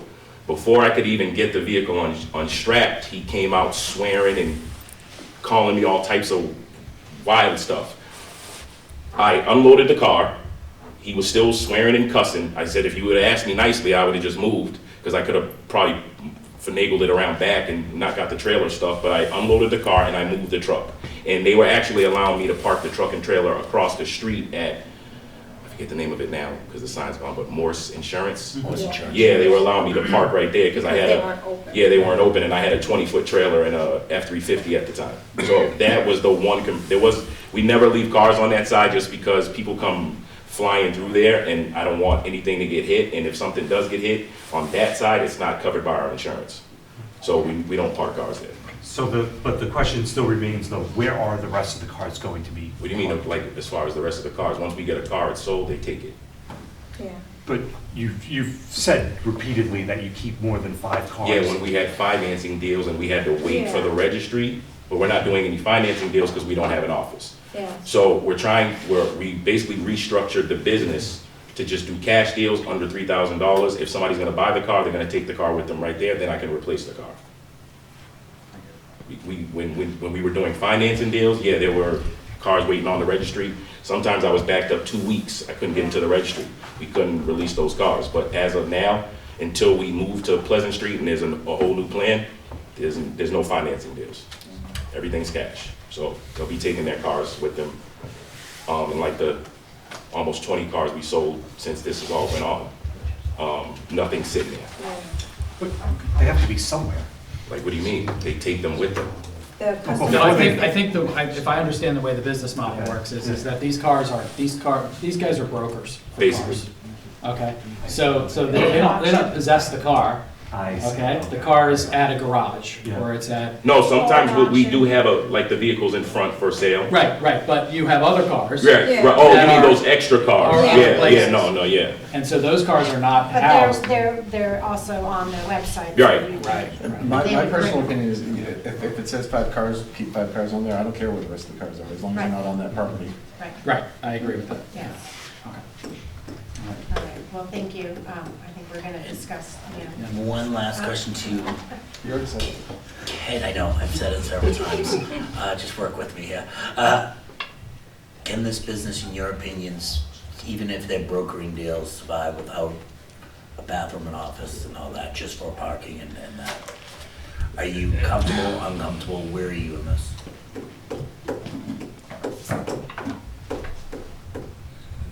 That's a loaded question for me, Michael. And if you're not prepared to answer, I'd say I'm not prepared right now. I mean, if their sales are online and they can do their deals without needing an office, that's a double-edged sword. I can't give you a justified answer on that, sorry. No, that's fine. Sorry, I'm sorry. That's right. I think, one last thing. I think you need to be mindful of where the other cars are. Because and nothing personal, if they have 5 cars at 407 and they have 7 cars at 41 Pleasant Street currently, I'm not saying this is the case, hypothetically, or if they're at 17 Freeman Street, or if they're at any other property in town, I need to know about that, as well as other officials in town. We can't say, well, I don't care if they're not there, because I care, and other town officials care. Well, to even touch on that, the shops we use aren't even in Norton. Right, the cars are not being like left in a parking lot. No. No. Yeah, they're at another And I mean, business. I just want to make it. And I mean, at that, if anything that was on our website, if you needed verification of what it was, Yeah, again, it's Well, just just something to to clarify, think because that was to my comment, I didn't care if they were gonna be in another parking lot in Norton or anything like that. I'm assuming at a garage or at the. Yeah. not. No, again, I'm just clarifying, that's all. Okay, thanks, Nick. All right, thank you. We're gonna, I guess, discuss as a board, we'll talk about. Okay. do we receive something by mail or? Well, Because we're having a problem. No, we have to We're vote, gonna we have vote to, tonight, we have to so- vote we have to vote tonight, so Okay. we're going to close the public, not close the public hearing. No, We have to close the public hearing to take the vote, or. Yeah, you leave the public hearing open, but you Public- close Gives me a the question. Public comment. portion. Do we have to make a motion? Thank you. Thank you. Thank you. All right. So much for those quick meetings, miss. Well, and again, let's separate out all, there's multiple issues. There's lots. So, this is about renewing their license, not about whether they're moving, whether the building's condemned. This is about, are we gonna renew the license? We have options. We can do short-term, we can do a full year is the thing, or, and we can put all sorts of contingencies in this, which, unfortunately, were the contingencies in the original license. I'm gonna assume we're all in agreement that we're not gonna renew for 12 months, I think. No, I think. If we did a renewal, it'd be a probationary. No, I think clearly there's been violations and we need to just address, like, okay, so what can and can't be Yeah, done? forget about the building, right? Yeah. I think that's just a bad situation, it's just like making this situation worse. And my recommendation would be tight leash, 90 days. Number the spots. Say number the spots, would be number the spots and, making sure in some way, either through signs or spots, because the landlord may be like, I don't know what the condition of the landlord is, he might be like, you're not doing anything to the property, but either through signs or on there. And Can we? no complaints. Can we, Madam Chair, Yeah. can we address the two criteria here that we're talking about? We're talking about the proper person standard, right, for lack of a better term, and the suitable property standard. So the first one, the proper person standard, for license renewal, I don't know if it is cut and dry or clear. Because where that falls. there's Where- legal and then there's ethical and then there's, so. Yeah, and so I would like to make a comment that I'm not particularly fond of the idea of customer service complaints determining whether or not to renew someone's license. So I think we need to be clear that customer service complaints are not a reason to not renew a license. What we're talking about, however, is that if there are customer service issues that indicate a pattern of behavior that is illegal or something like that, then we do need to consider it. But I don't think I'm really seeing that here unless maybe the town manager, Mike, if you have some examples of that type of thing, I don't know what the complaints are. But I definitely am a little concerned about you know, we can't really say, well, you know what, they have complaints about customer service. You know what, then nobody would have a license because there's complaints about customer service all the time. So I don't know if you can give us a little more detail on what the types of complaints We had a are. complaint of a backdated title. We had complaints, obviously, of lemons that people said they wouldn't deal with them on. So those are the types of complaints. The lemon thing, you know, buyer beware, right? I think this is one of those businesses where it's an aged car, right? I mean, it's one of those things, and they transfer them, and they have to obviously follow the laws of lemon laws and all that, which I'm not going to try to determine that. But however, you know, the backdated stuff, if that's, you know, we need to make sure that these complaints are getting to them, and that they should be addressing these, because the backdated title thing, I don't know what the details in it, I'm not saying it happened or didn't happen, but if that was found factual or not factual, that's illegal, right? That's illegal. That would be illegal. Right, yeah. Yeah, Madam Chair, to Michael's point, I think, you know, they have a right to be able to defend themselves against allegations like that, right? And so, you know, if I'm running a business and someone says I backdated a title, I'd want to be able to address it, because I may not have backdated the title, or, you know, so to me, it's, you know, if you get a complaint like that comes in through the town, they should have the opportunity to address it in some formal way, right? So a customer comes to town, a citizen comes to the town hall and says, I'm going to complain about this, what I think was unethical or illegal act that occurred at this business. Well, then we need to give them the opportunity to respond to that, and I don't think that's happened yet. So, so again, I'm a little, the first criteria here, I'm a little uncomfortable using that criteria at this point to not renew the license. I'm not talking about timeframes or anything like that, but to simply say no license. I don't think I'm there The yet. other thing in the packet was physical altercation at the business too. Right. I just have a question on numbering the spaces. What if the landlord says I'm not gonna let you number spaces in my... Signs, that's why I said signs. They can put up signs in front of their own business. I mean, I'm pretty sure most leases are pretty much standard on that, but. And if that happens, they could come back to us and say that that's the case. So we just know that. I guess respectfully, I'm not sure how numbering spaces solves your problem, because they'll paint 1 through 5, but then if there's 10 cars there, they may still say, well, those aren't my cars, or, I mean. No, but it makes it easy for the patrolman or the inspectors to go there and say, okay, whose car is that, whose car is that, whose car is that? Because right now, there were 2 other Well, what if companies the working sign on in the it. window of the car says to, well, I guess then, no, you don't They have to just put it in don't put the sign in, there. yeah. Sorry.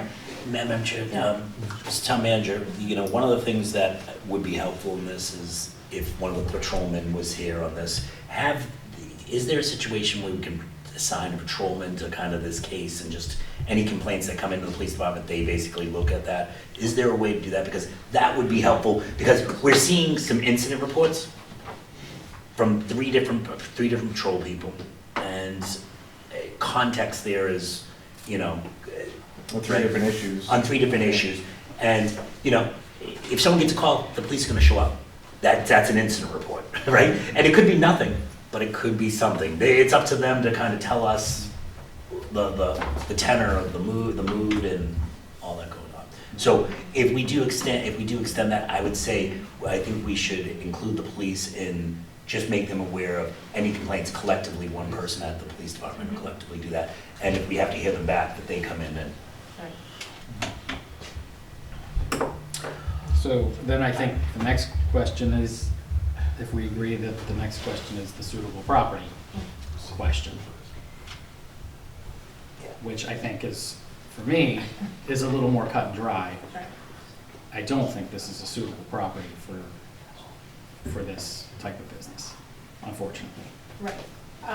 So the prospect of moving to another location, to me, has. Correct. If there was no other location, yes, we'd be having a different conversation. My concern is, you know, again, they don't own it, and they're tenants, and they're getting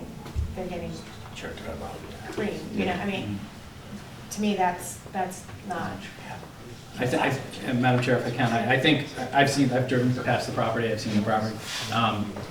Steve has some experience with the property. I mean, I just wonder, generally speaking, if this is the right type of business for that property, period. No matter if it's these business owners or if it's another business owner, I'm not sure that place is proper for a car dealer. For 90 days, I would say yes, but after 90 days, if they come to us and say, no, we want to stay there, I'm gonna have a very hard time renewing this license long-term. I kind of feel like they won't. But but I do think we owe it to them. But if the 41B Pleasant Street doesn't pan out, then where are we at? Right. Well, then, yeah, then at that point, I mean, personally, I'd say then, if there's no other location available, then, you know, it's revoked until they find a new one, at that point. Yeah, well, no, I mean, if they tell us, they come to us in 90 days, say we gave them 90 days, they come to us in 90 days, say, this is our progress, this is our target open date, this is what we've done. They worked with the inspector to say, we're to progress this along, right? I want to work with people that want to work with us to have a business in town. Yeah. And, I understand there's a lot of cloudy things here, and I want to try to give them a chance to have a successful business here in town. I think we're all on the same page, it sounds like. I don't know, are we? I'm struggling with the The location? No. Yeah, well, yeah. The location is garbage, right? I mean, that's the problem. That's a big problem. But I think the bigger thing I'm concerned about is giving a 90-day permit or a 90-day license and managing the number of cars on the property during those 90 days. And I'm not saying it can't be done, but what I'm struggling with is we're talking about someone's livelihood here. And, I want to be able to try to work however we can for them to be successful, and to stay in Norton and to have a successful business here. So that's really where I am. So I think I'm kind of on the same page as everybody. That's where I'm struggling with, is that, there's other people, there's other businesses, there's other concerns in that area, that are being affected by by not following the permit, and not following the license as it was written. I would probably be fine with, making sure that the business owners know that if it's discovered that there's more than 5 cars on that property in this 90-day period, then we are going to revoke the license immediately or at the next public hearing. So as I see it, it's kind of collectively, 90 days, number the spots, progress reports on a new location, police involvement of complaints. So if complaints are there, that they basically collected by someone at the police station, and they are sent to the business owners, basically, so they have a chance to respond. And a public hearing if at any point when the town says there are too many cars on the spot, it will automatically. Well, and maybe adding to that, and maybe our late January, the last January meeting, we invite them back to talk about progress. Because we're only talking, 90 days is only 3 months. Yeah. So, Did you get all that? yeah, most of it. So the only thing I'm not thrilled about is sort of the automatic, because you really can't say automatic. It's Okay, so we put in mind that we're going to hold it. We'll bring the public hearing back. Yeah, and I think I understand. Yeah, that's the message that is clearly being delivered here. But Yeah. so, what about this for a suggested motion? I move that the board vote to temporarily renew the license for a period of 90 days, subject to the following conditions.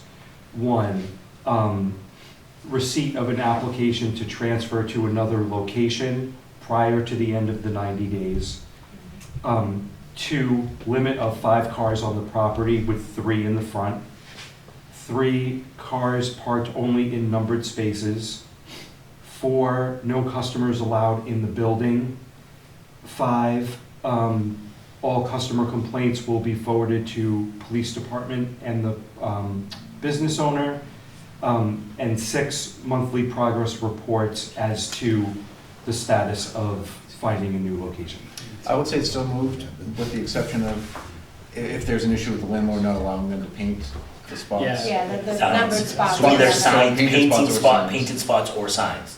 Our preference is painted spots or signs. Yeah. And we also talked about the 2 spots in the back. So Right. it's 3 in the front, 2 in the back, Yeah. 5 spots total. And then just making sure we're all aware of what those Yeah. 5 spots are. Yeah. 'Cause Madam drive by Chair, all the time, if I yes. can, should we put language in there that says that, these conditions can be modified by the select board or anything like that? That way, if you can't do the signs or you can't do the painting, we can We can just we can modify say, it like that. we can modify. Really? Look at you. So Look at I'll you. amend my motion to include I'm that. getting there. I'm getting there. I'll amend my motion to include Kevin's suggestion. Okay. Do you need one of us to read that? Yeah, I can read it again. Before I do, what about, do you want to include in this a requirement that they come in? Or is like a written status report enough? How do you want to deal with that? I'm okay Written with status, yeah, written I status. don't want to burden anyone. Yeah, that's fine. Yeah.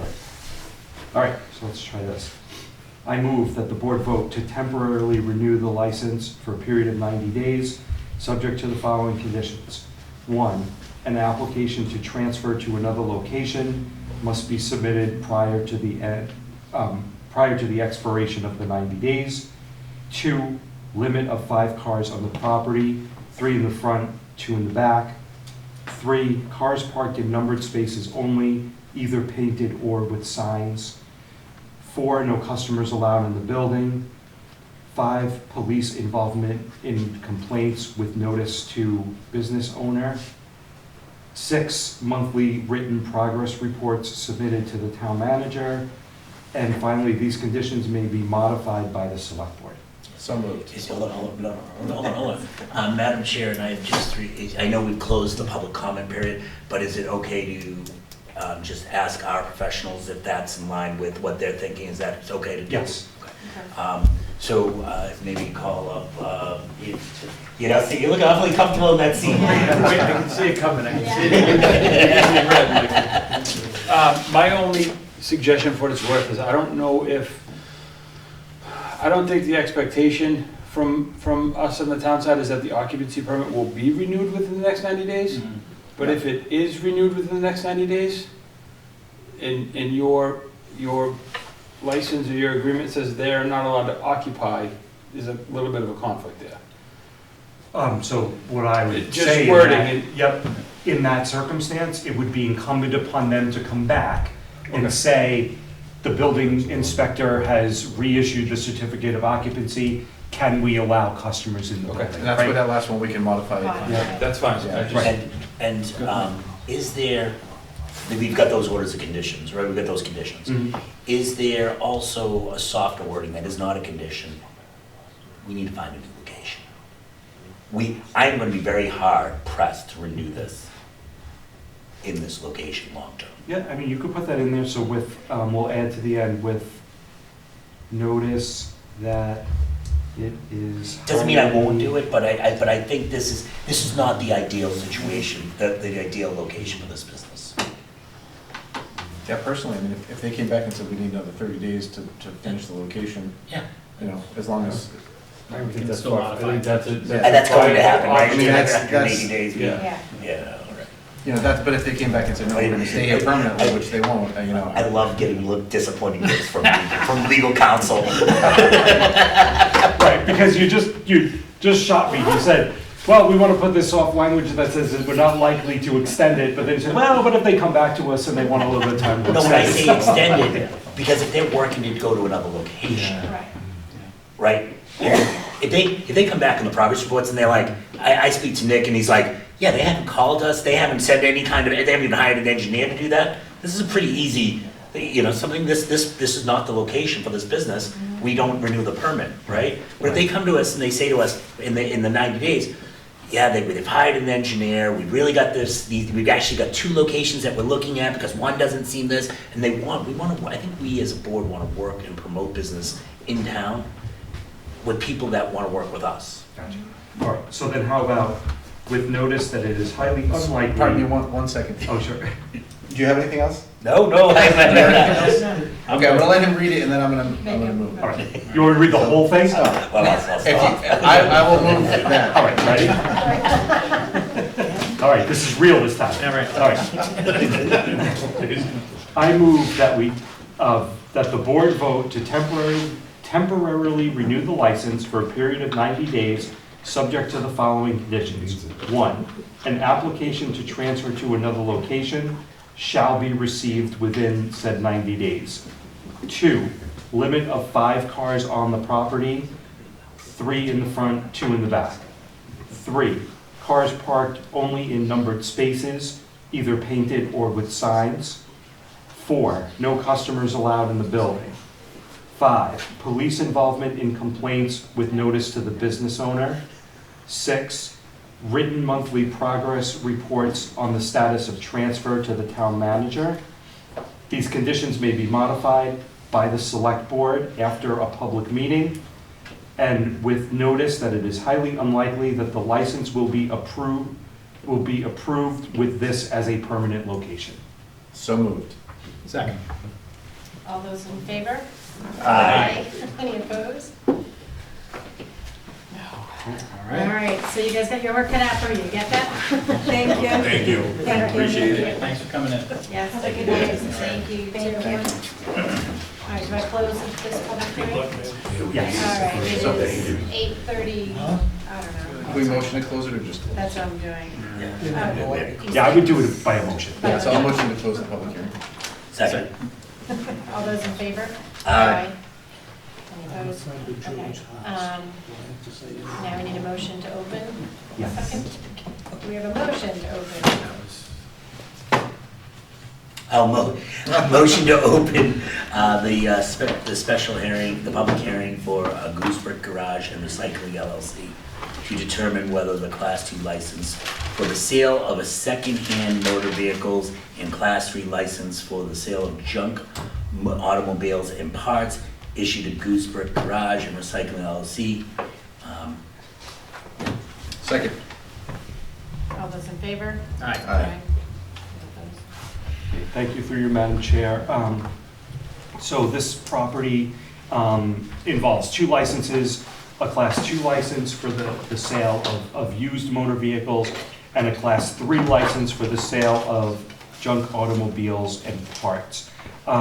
This property has a very long and sordid history with respect to health, building, conservation code violations. DEP has been involved in issuing notices of non-compliance.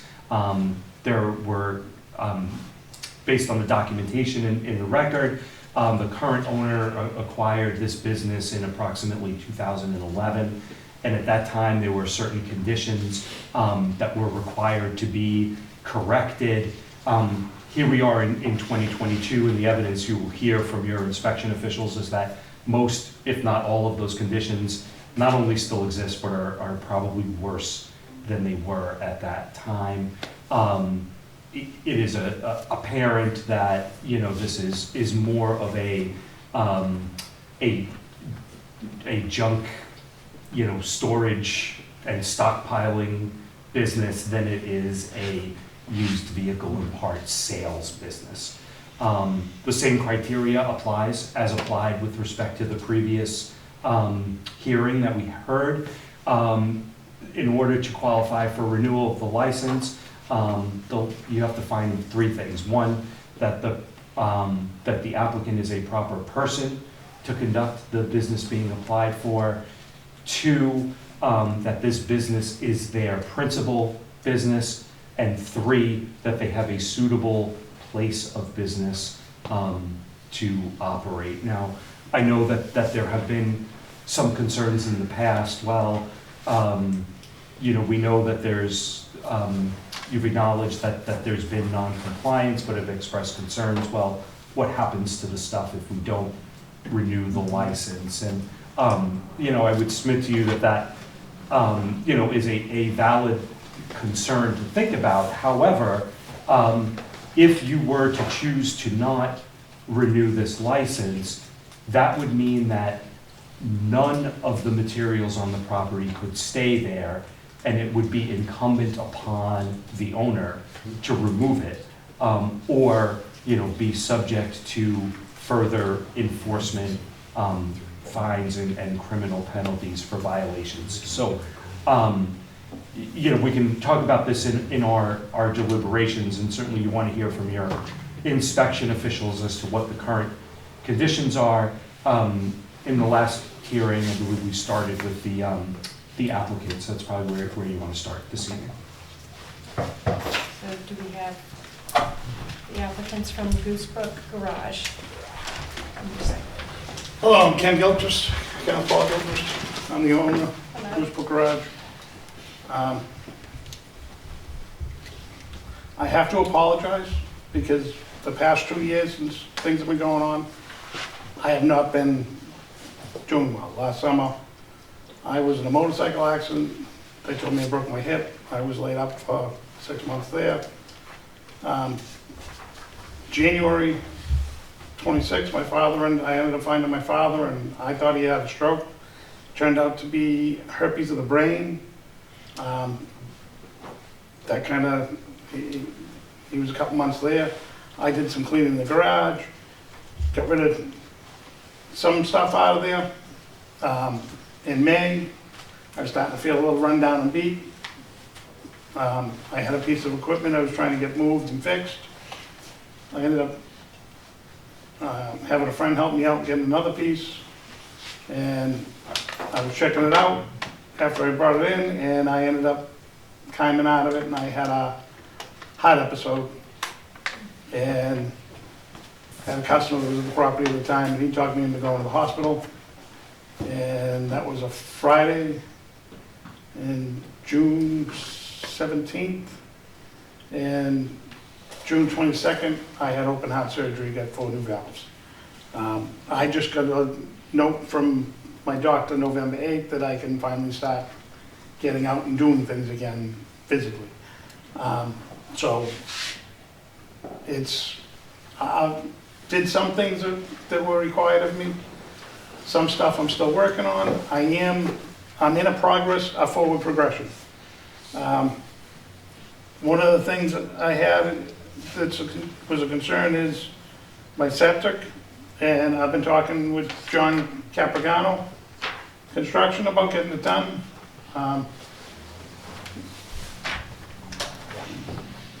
And he gave me a letter because health issues, we just didn't quite connect up to be able to move forward yet. It is something I am trying to work towards. As for the environmental issues, I got a letter in the mail yesterday that I finally received. It's dated November 30th. It's got some other dates on the envelope. As I say, I received this yesterday, and I've been calling places trying to get oil taken away.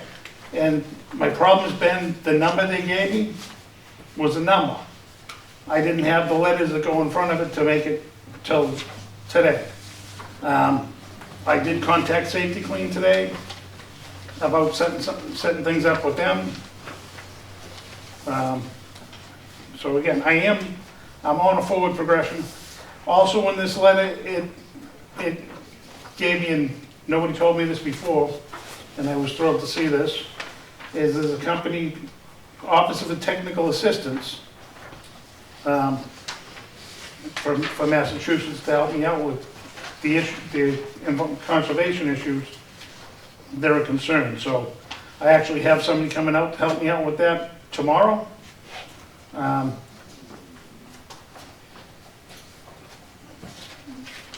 also will say, anytime an inspector comes on a property, I don't think the phrase with guns in it should ever be said. Like, we're not coming in guns a-blazing, because that's still, it gives you an uncomfortable feeling. You know, and somebody sends you a text, an email that states, well, I will contact you. You know, then comes in, gets confrontational, because I didn't contact them, but the letter stated. So I ended up with a problem with Inspector Robbins, because that's kind of how it went down, I felt, and I felt like things were being pushed against me. I've got some incident reports from the fire department. There's no report on the day him and Nick came in, when there was a confrontational issue. We won't get into that. Then there's another one here that states, where was it? There was a fire. That's across the street, Mr. Gilchrist. It came in as reported as your address. You requested a public records, that's why that was printed out, but that has nothing to do with you. Okay, thank you. Thank you. So yes, I will admit, I kind of come off a little against things, but I am trying to move forward and get caught up. Health has been a problem. Right now, I've also got a contract going on with a company. It's been coming in, taking away some of my vehicles, so I can move things around and make some money. This is a forward progression. It hasn't been the past 2 years for health reasons, and I apologize for that. Do we have any questions from the board? Madam Chair. Mr. Gilchrist, I'm looking at, and maybe the town manager can maybe help you give me a timeline here. I'm seeing letters going back to 2007. I started, okay. I mean, because and first of all, let me give it saying, I apologize, it sounds like you've had a tough year, so I don't want to say to diminish your concern last year, but I'm just trying to put some time frame for this. Mr. Units knows a little bit more. I came after this property in 2006. Plans were, I was buying it for 205, and I was going to be going in with another $70,000 on top of it to be able to get in, get things rolling and going. The estate signed an offer to purchase agreement with me. They decided to sign a purchase agreement with somebody else after they had the offer to purchase agreement. I brought an environmentalist in, had the land tested, figuring out directions to go. Ended up being in court for 6 years. Regarding the cleanup of this property? Regarding the purchase. Okay, there was over 30,000 tires that was there. In between while court was going on, there was a squatter that was living in the garage, who ended up killing himself in the garage. He broke the electric, so he had electricity in there, even though he didn't. He was a bit of a drunk. He allowed anybody to bring anything in as long as they gave him some beer. So when I acquired the property, I had 30,000 tires. I think there were 32 couches, 52 mattresses, 18 recliners. I mean, whatever people could dump, they were dumping there. I spent first few years doing nothing but cleaning. My third year I was here in front of the board, and I came in with pictures of the tires. I mean, there was a tire pile that's 4 times the size of this room that I had a picture of my father up on, and then I had a picture of it not there. I spent my third year there doing nothing but cleaning up tires. When I came in front of the board that day, with the pictures and whatnot, everything seemed good for progression. And honestly, the septic system wasn't discussed and got forgotten about, and I just kept going forward with it. All right. When they came in 2 years ago, I was a little thrown for it, because I did give paperwork. Now I'm understanding, I've talked to a couple other people, and I'm working to get this straightened out. So can I ask a question real quick? So what year did you take possession of the property? I got the property February 2012. 2012, okay, thank you. I applied for the licenses in 11 because it was March 8th, and it was lawyers. Okay? My lawyer needed, my original lawyer I hired got me in with the offer to purchase. When we went to court in 2007, I had a judge give a court order that the property go to me. All right? The opposing party and my attorney had a conversation saying, well, it's a court order, it's not a judgment. We need a judgment.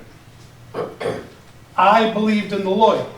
I paid him money, and I paid him money, trying to renegotiate a new contract. Come to find out, if any of those new contracts were signed by me and the other party, the third party that was coming in trying to buy it would have the binding agreement rather than I. I kept on arguing. I had an agreement to go with. My attorney, I went to court one day. My attorney literally walked over to me before we went in the courtroom and says, they offered us $40,000 to walk away from this deal. I think we should take it. And I looked at him, I'm like, we're into you for $43,000. How can you say that's a good deal? And he turned around and says, well, so I went to court. Judgment went for a year appeal for the other party. I hired another lawyer to get the appeal in. My attorney's calling me looking for money, because the next day after court, he's handing me another bill. I paid him $14,000 on Thursday before court. Went into court Monday. Tuesday, I go walking in, he's handing me another bill for $12,000. Well, you wanted me prepared for court. My father looks at him and says, well, show me what you used in court that you spent the time preparing. He didn't. The judge came in laughing and giggling and awarded the other, I got a screwdriver. Turned out it was my attorney, because I found out on something else going into a courthouse. This lawyer comes walking in and says, I need this court order typed into a judgment. I didn't know something like that. I believed in my attorney, and I literally got a good screwdriver from him. Madam Chair? From what I see here, the 30, so DEP's involved now in the property. Yep. They gave you 30 days to get the property into compliance, is that correct? Correct. We're 2 weeks into that 30 days? Actually, Give or take? I got the letter yesterday, so I'm a day into it. Okay, okay, so you're a day into it and so forth. Yeah. This is, yeah, okay. All right, so you just got the letter yesterday. I just got this letter yesterday. And it was dated 30 days, it was dated 30 I days. had another attorney go and look last month, looking for this paperwork, because he talked to Inspector Robbins, and Inspector Robbins said he had to go to the DEP because there was an issue there. He went down to the DEP looking for it, nothing came up. All of a sudden, this came in, as I say, dated the 30th. Okay. He was going to send me an affidavit. I didn't get it on that. I apologize on that, but this is, so as I say, I got this November 30th letter yesterday. So the business is a garage and recycling, and is that what your hope is, still can maintain that Yeah. license? Is it operational, is the business operational? Yeah. It is? Okay, so you're making a living and you're doing this, even though that we've got to fix the property or clean up the property in certain areas? Sorry, Madam Chair, I meant to go through you, I apologize. I'm working through it. So through you, Madam Chair, on that note, so are you making sales of materials from the property? Yes. Okay, you have records of those sales? I didn't bring stuff with me, yes. Okay, like, so how many Like I- sales do you do in a week? It varies week to week, what I run out. And it's auto part sales, or is it, It's a lot of salvage, okay. recycle. I sell the converters, I sell the bodies, the wires, The tires? tires I end up having to pay to get rid of. And like you said, mattresses, like where do they go? Because you're not selling them, obviously. Well, years ago, I had to get paid to get rid of everything. Yeah, okay. It's been, You don't take mattresses? I don't, no. That was during the squatters' time. Since I've been there, no. I take vehicles, I take metals. I pile stuff up. When price goes up, I run it out. I don't run it out when it's low. And again, I've missed the upbeats a couple times due to health issues. As I say, I realize I'm pretty overwhelmed. I had somebody else come in and made a deal to get rid of, getting rid of 32 cars right now. So, Madam Chair. Yeah.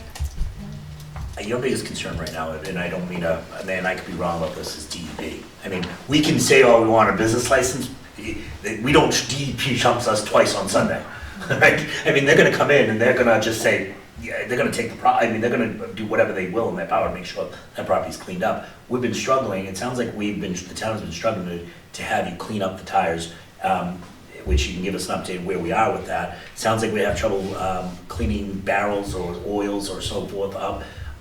That go back several years. And I know when I first came on the board, I heard about your business. I was like, oh, I'm a pro-business guy. I'm hard pressed when I'm 3 years in, and still, and I appreciate, and I apologize for the challenges we've had last year, but I'm hard pressed to say there's been no goodwill onto the town to try to move this thing forward. And that's, so, I mean, I don't know how to appeal to you. I want you to be like, okay, I'm doing this, I want this done, this is when it's gonna be done. I'm not sure if I'm getting that from you. And more importantly, I think you should be more scared of DEP than us board here on a license, because they're no joke. They don't really care that you were hurt. They don't care. It's the environment. They don't care, right? So, I don't know. I don't mean to lecture you, and I apologize that I came across like that, sir. So, but, I mean, when do you think you could get this property up to the standard that it would pass the town inspectors? If you say, looking here today, when do we get this property cleaned up?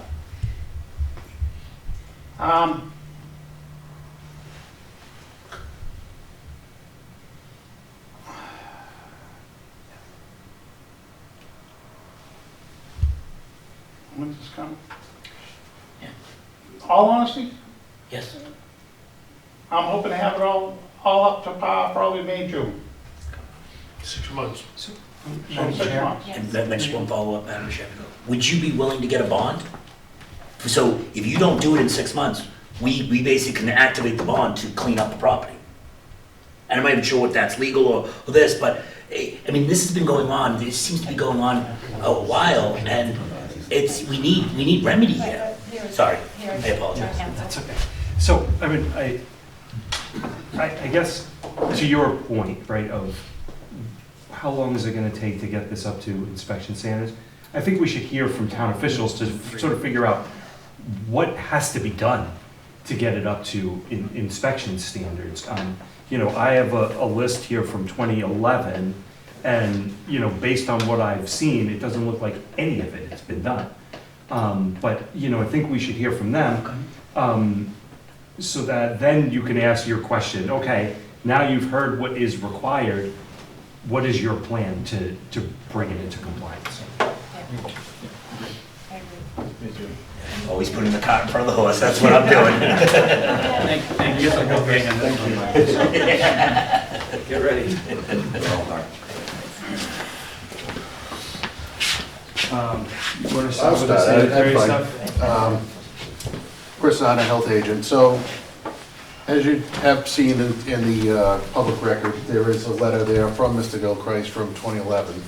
Back in 2011, the septic system failed.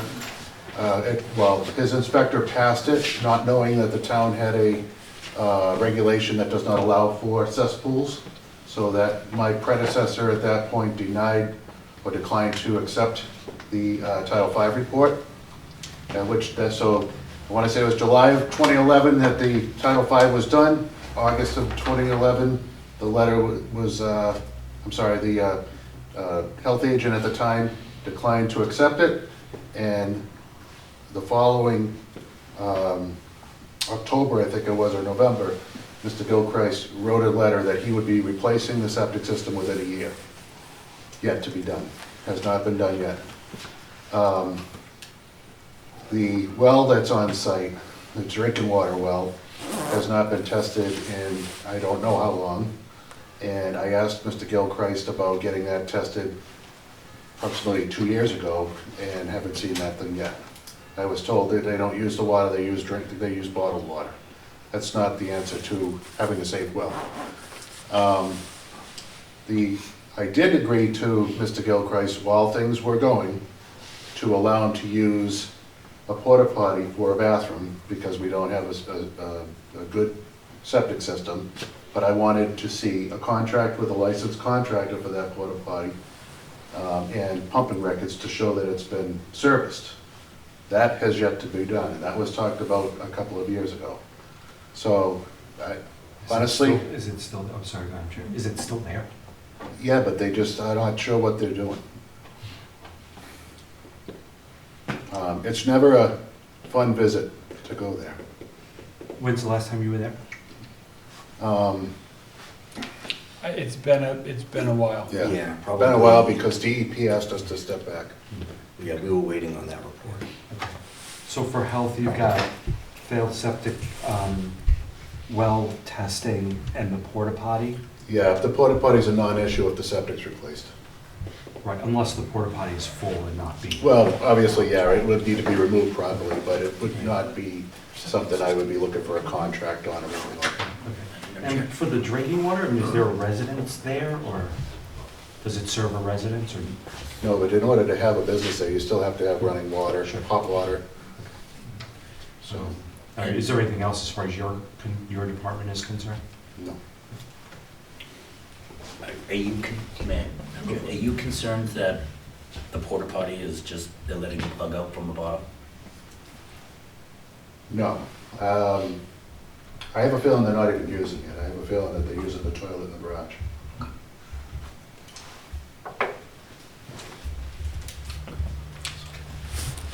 So this investigation with the town started about 2 years ago with Michael Whiteside from the DEP. He received a citizen's complaint. Whenever they come to town, typically they come in and they offer for us to go with them. So that's what started there. We came in for the investigation, found numerous oil tanks that are open, allowing rainwater to get into them, numerous propane bottles, other, basically whatever Mr. Gilchrist could get to scrap and stuff like that. If you look at the order of conditions that we've presented to him, most of them date back to his writing in 2010 that he was going to do when he came in to the property and stuff like that. We don't know about the tires, but everything that we know, him removing all those vast amounts of tires is correct. After that, when we have our visits, we now go under police escort because we've had some good visits in the beginning and some very hostile visits since then. The order of conditions from the DEP was listed as November 30, that was going to be issued through them. Mr. Whiteside did request for some harsher, if you will, punishment or orders to be handed down through his office. When it got to their enforcement group, they lightened up on that, and that's where the current order of conditions came in from there. As far as from Fireside, with the open containers, with the oil and propane and those different things, the only thing that Mr. Gilchrist has done is gotten his permit tank outside and his oil tank outside inspected. There's still some issues with him burning the sludge from waste oil tanks that they collect, that he was burning in a wood stove inside the building, which certainly it's not made for that. The heating system inspected inside the building, and just generally having, open access to us to the property should there be an emergency. If we do have a fire or anything there, we'll have absolute issues with the wading river and drainage runoff and stuff like that from hoses. He is supposed to, or was supposed to, but to my last knowledge, still hadn't been done to kind of put some of these things into like corrals. So should we have a fire, we would be easily, be able to identify them, and that still has not been done either. Thanks. So I guess to supplement that a little bit too, one of my bigger concerns would be the garage itself. There's accumulation of a magnitude of things inside vehicles upon whatever else may be inside. So an occupant inside of there, if there was a fire inside of that garage, is going to have a difficult time getting out of there. There is a heating system that was installed at one point that I think they added a vent to.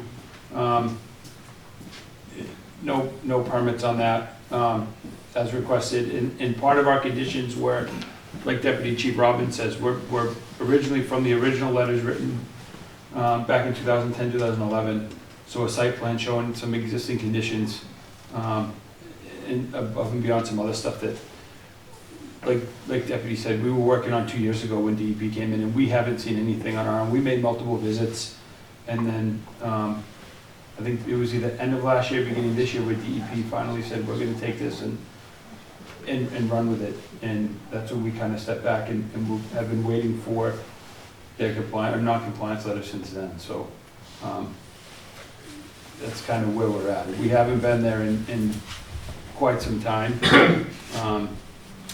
only because Mr. Whiteside from DEP is was taking and running with it. So that's what we got. Occupancy permit, are you concerned that your last visit, was it heading to the direction that you were like? It's not far off. It's not from the last visit? Yeah, from the last visit. I mean, above and beyond I want to say I guess you could say we gave them the benefit of the doubt as far as the porta potty went, but having an unsanitary, wastewater treatment facility or sewage facility would alone, I think, be grounds for revoking of occupancy permit. Madam Chair, what about the tires?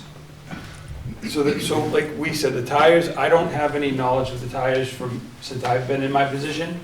But everything I've seen and heard from other officials is that the tires were removed. They are gone, yeah, they're not there. Okay. So there's no tires on them? Well, if there is, there would. It's minimum, it wasn't the 30,000 that was there. Certainly not like the number that he talked that they removed.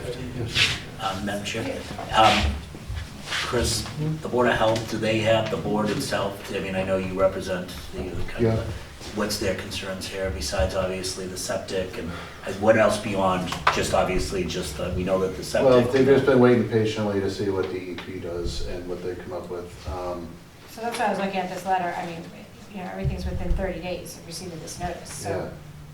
Yeah, again. It's a short window to get, there's a lot to get. And so that's, Mr. Whiteside asked us to respect, the fact that he was going to bring it to his higher-ups, and there was a process to go through on his end, so we kind of stepped back, but my board's aware of the issue.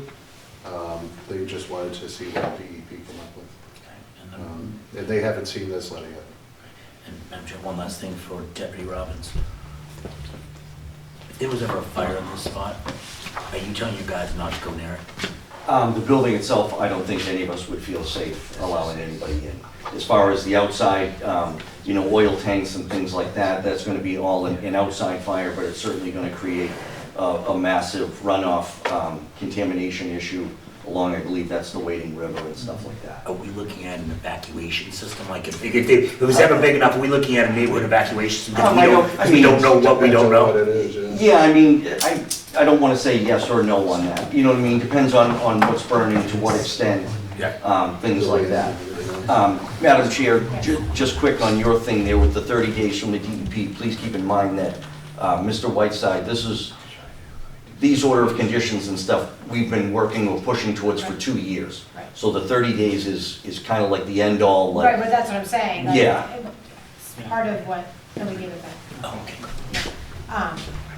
That's just what I'm saying, it's part of, we're sitting here discussing the renewal license, but there's the 30-day issue where if this doesn't get dealt with, then it's a sort of and non-issue. Mr. Whiteside has informed the Gilcrests all along that at any point in time could he, shut them down, but again, that's not where he's looking to go, work towards that, and they could start issuing fines, and again, he would have rather seen that the fine money go towards cleaning the property versus, just issuing the fine. Right. I think we could fairly say that we all, including Mr. Whiteside, had a lot of patience throughout this process, and Mr. Whiteside had let Mr. Gilchrist know quite a bit that, he's keeping it between him and them and trying to get compliance, and when that wasn't happening is when the decision was made to turn it into the higher-ups at DEP. And through you, Madam Chair, do any of you know if there are any wetland or conservation issues? So none of us are the conservation director or work in that department. Our previous conservation director had been to the site, and our current conservation director, I believe, has also been to the site. But I can't speak on their behalf, then I'm not their department.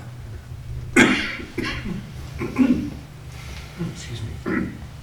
Through you, Madam Chair. Yes, we're trying to put a picture up. Yeah, we're trying to put the aerial view of the property so you can kind of get a sense of what you're talking about. Yeah, that is just A portion of it. yeah. 'Cause that would be. And then where's the, I'm sorry. That's the back portion, Dean Street. Where's the river? This would be, River's right this here. would be the river right here, Gotcha, okay. and this would be the building going in, the garage going in, right? So Dean there, Street's out to the left. so there should be the access driveway. Yeah, I think I'm looking at it. you can see the houses on the left-hand side, those are on Dean Street. Dean Street, yeah, so this So the driveway's this driveway coming in would from the come left. out down here. And it's zoned commercial, what is it zoned? Mike, can you put a layer on that? What's that? It's gotta be The zoning layer, The zoning layer on that? right there, Mike. Yeah, he was told there was gonna be no map. Right there, the Right right. on like, the right-hand zoning. side. Yeah,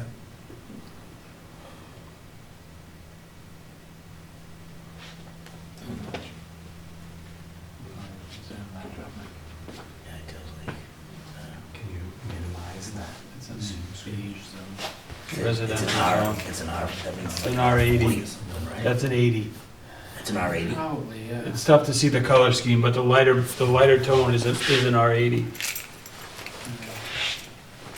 What is this? I don't know off the top of my head, to be honest with you, what the zoning district is. This could be a pre-existing Okay. situation here. Okay, that's what I, As far that's as what I'm the gu- use. it's what I'm guessing it is, okay. All right.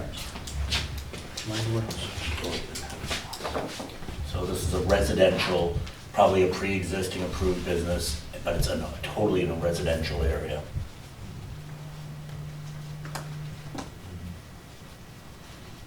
How big is the lot? 12 acres. 12 acres.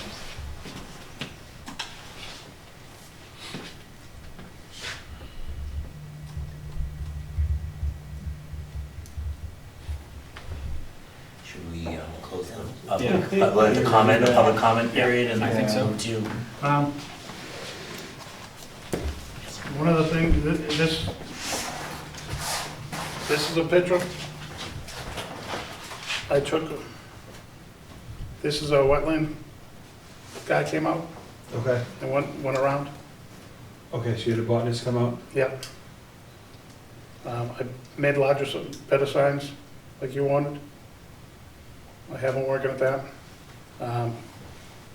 So again, I am in a process of going forward.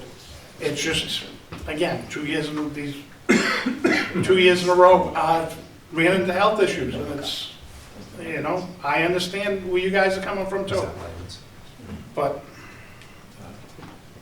Yeah, and to your point, that's why I made it clear, it's been a while, a good amount of time since we've been out there. So if there has been progress made from the last time we visited, we're not aware of it. Again, not for lack of effort on either party, because the DEP told us to back off a little bit so that they could do what they needed to do, and we were waiting for that letter. So again, we can't confirm nor deny what he's done in the last 8 to 10 months, give or take.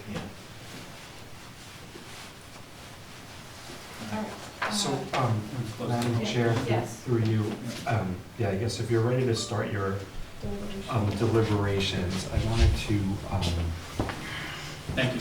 Thank you. Thank you.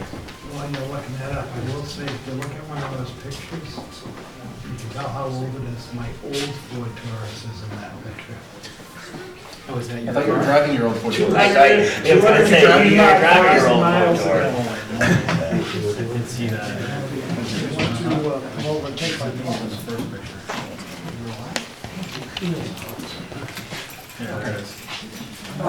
so, We did you declare that? Hold on, we're going before that. yeah, so, through you, Madam Chair, and members of the board, the issue in front of you, right, is that this is an application for 2 licenses, a Class 2 license and a Class 3 license. So both of these licenses anticipate that there is a business of buying and selling. Under Class 2, right, it's buying and selling of secondhand motor vehicles. Under Class 3, it's buying and selling of parts of motor vehicles. And I guess the question I'm left with, particularly after seeing this picture, is what is the actual business here? What is being bought and sold? And how does all the material on the property relate to that business? Or is this really just a junk storage yard? And I guess that's the question that I would suggest you start with before we get to the other criteria of proper person and suitable place of business. Yeah. Madam Chair, I had the same thought, because the question is, if it's a Class 2 license, I don't see motor vehicles being sold from this, or certainly not within the spirit of what we would consider a motor vehicle dealership, or a dealer, or But is a wrecked car considered a car? No, it's not. And there's no titles changing hands here, there's no registration of vehicles. It could be a total title, right? Well, but you have to have, there has to be a bond, there has to be repair facilities. A Class 2 license anticipates, in my opinion, the sale of an operating vehicle versus a Class 3, which is where you're really just selling something that's not operational for parts. So let me add, I can't even get to this point. I can't even get to the point of talking about this, because it's just, unfortunately, this one, the location, we're not at that point where I can even move forward to even have a business there. I can't even get to that point of talking about a business and thinking, okay, because it's just gone on too long. It just has gone on too long. And, well, I know recently it sounds like there's been movement to make the property better. We're still in this, it's to a point where DEP had to step in and tell our people to back off. That's very telling. If the requirements from DEP, again, the 30-day window is pretty short. What happens if it's non-compliance? There's a lot of stuff that has to be complied with. Well, the DEP order, is somewhat limited in terms of the scope of the whole property. I think you took that from me. But You know, I think it's mostly focused on the oil drums. Whereas I don't think that anything in the DEP order is addressing the issues raised by your folks, the septic in the well, the building and the junk within the building, the lack of adequate fire access. So those are all things that are not going to be addressed by DEP. I mean, for DEP, their order was within 30 days, determine if the wastes generated are hazardous. Within 30 days, mark and label the tanks. Within 30 days, close the containers. Within 30 days, post a sign saying waste oil. And so even if there was full compliance with this within 30 days, you'd still have a site that looks like that, and that, you know, still has all of these other issues. And while, you know, with all due sympathy to the owner's personal and health issues, you know, the septic was identified as an issue in 2011. And here it is almost 2023, and we're still talking about this being a failed septic Yeah, system. my initial thought was, you know, to see what happens with the DEP in the 30 days, but then, you know, hearing about the Title V, the well testing, you know, when the fire department comes in here and they say they're not gonna go into a building, that's gigantic red flag for me. I mean, on top of all the other, so that, I mean, that's very. So again, if the license is not renewed, what happens to all this stuff?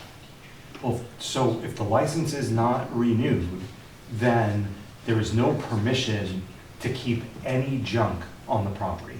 And that means that it all has to be removed, in addition to fixing the other issues that are going on. You know, and sort of one of the things, you know, you might want to consider here is that by issuing this license, are you, you know, sort of tacitly approving of what's being kept there? Versus if you do not approve the license, then that's more of an affirmative action to say, okay, you're not allowed to keep these materials there.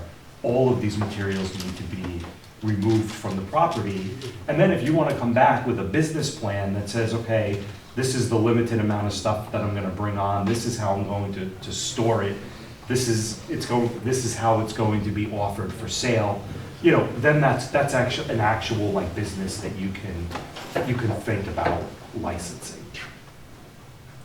And again, assuming that this is even a proper location to do that sort of business. The other thing that's concerning me is when we look at businesses that have fallen on hard times, which, you know, health risks, when you need a police escort to confront the property owner, that's telling in its own right of, you know, and I don't know the situation completely, and I don't want to, but when my inspectors, like I said, as I said in the previous applicant, you know, those two guys, those are the best inspectors we've had in this town for a long time. I've seen them try to work to get to yes, and when they come to us and say, I've got to, you know, you got to trust the professionals that work for the town. And if they're like, you know, we're done, I've got to support that. Madam Chair, I think the other thing we have to, unfortunately, we have to consider is that if we don't do something about this issue, somebody could get hurt, and that's kind of the biggest current concern for me is that we have a firefighter go in there, you know, we have a spill of some kind, we have, you know, the building, you know, something happens with the building, and it's dangerous, and so that for me that, you know, I don't think we can issue a business license to a dangerous property. You know, it's not, and I think, you know, it's not a suitable location for a business in its current state, regardless of whether or not it meets the DEP, you know, requirements. So, I mean, it's unfortunate, but I just think about like living with myself if something happened and we didn't have to take some kind of decisive action to try to get some kind of change on the property. So. This is also the same thing, coming just after the pandemic. This things, it's tough times, and then tough times on top of it. It's, trying to get compliance. I mean, I haven't had a license for the past 2 years. So it's not like I could turn around and go out and start making some new deals with other companies to get rid of stuff. It's,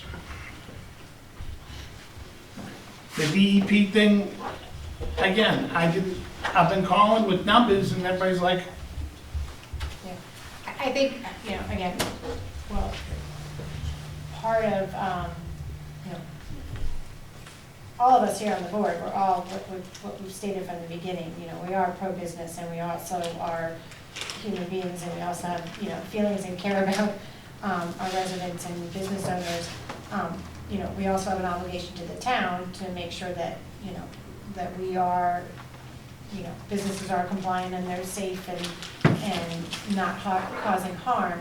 That being said, I don't think any of us, and I'm speaking on behalf of the board, you can correct me if I'm wrong, would ever oppose to the general counsel's point of coming back and saying, this is a plan for, the next, phase 2 of my, everyone sort of, rethinking their own businesses after the pandemic, especially after the pandemic. And so, it's not saying maybe it's no right now, but maybe, yes in the future. So just. Yeah, I know.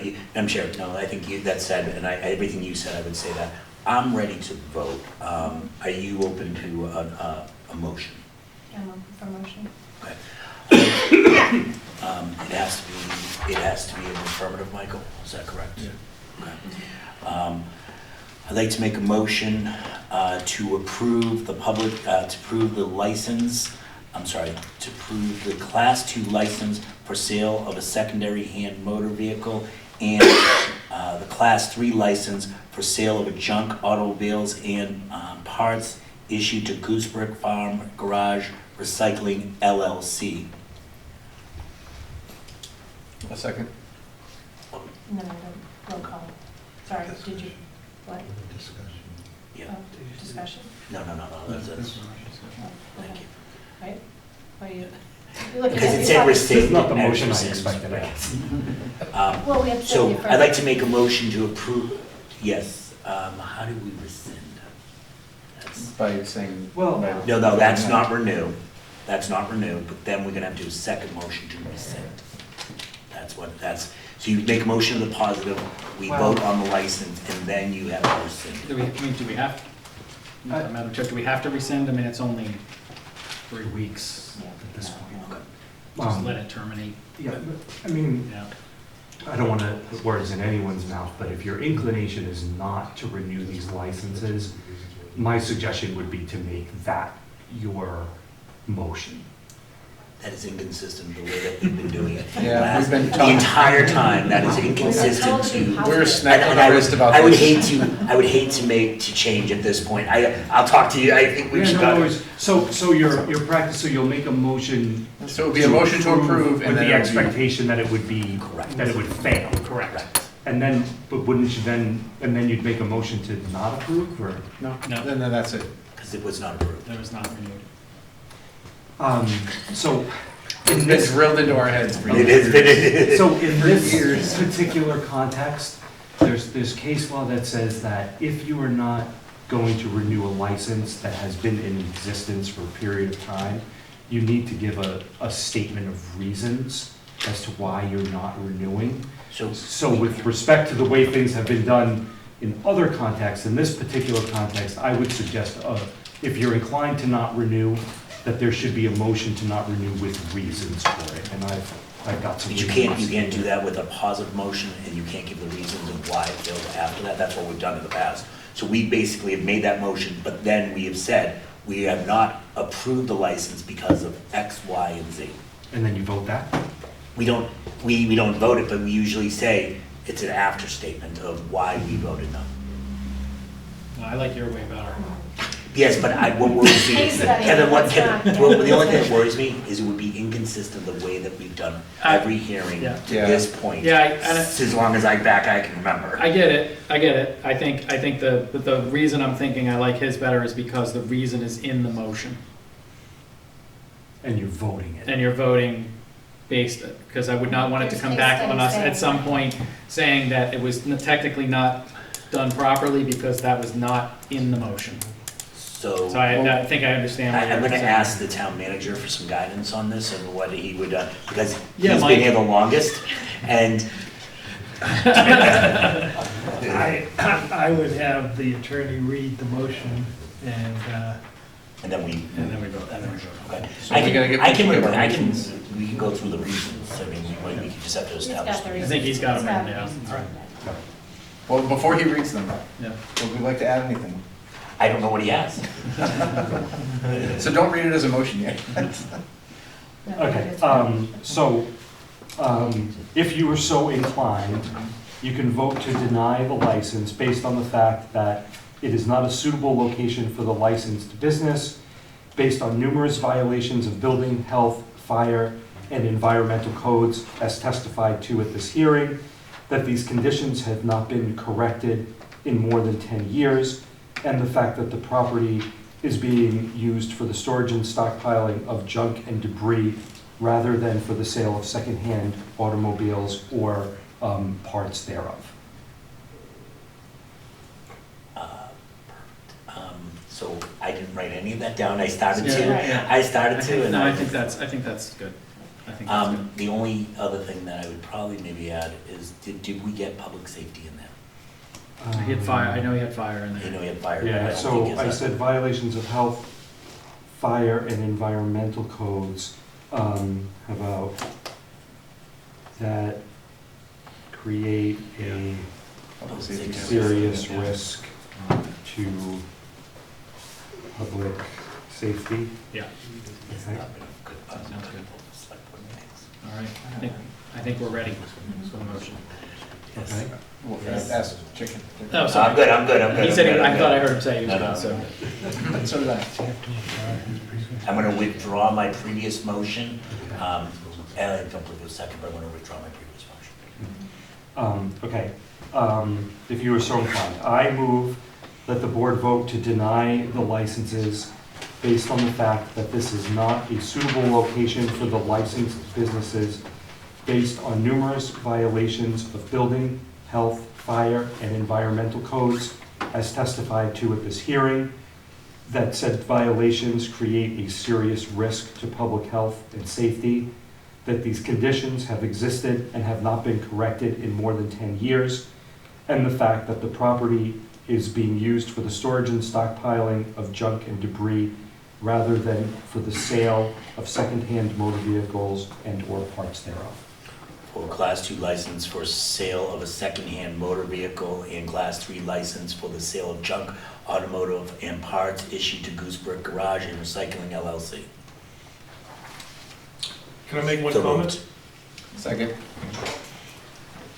And now discussion is, What? he seconded, I just Right. did discussion. Yeah. Is there No discussion? No discussion. Roll call, Michael Tool, Aye. Steve Hornsby, Aye. Kevin Snyder, Aye. and I too am an aye. Sorry. And Madam Chair, through you, so in light of the decision that was made, I would suggest that you take a second vote and order that all junk, debris, and vehicles be removed from the property within a certain period of time. That's a hard one because that could take, No, yeah. it's because he said it to clean it out, to move everything.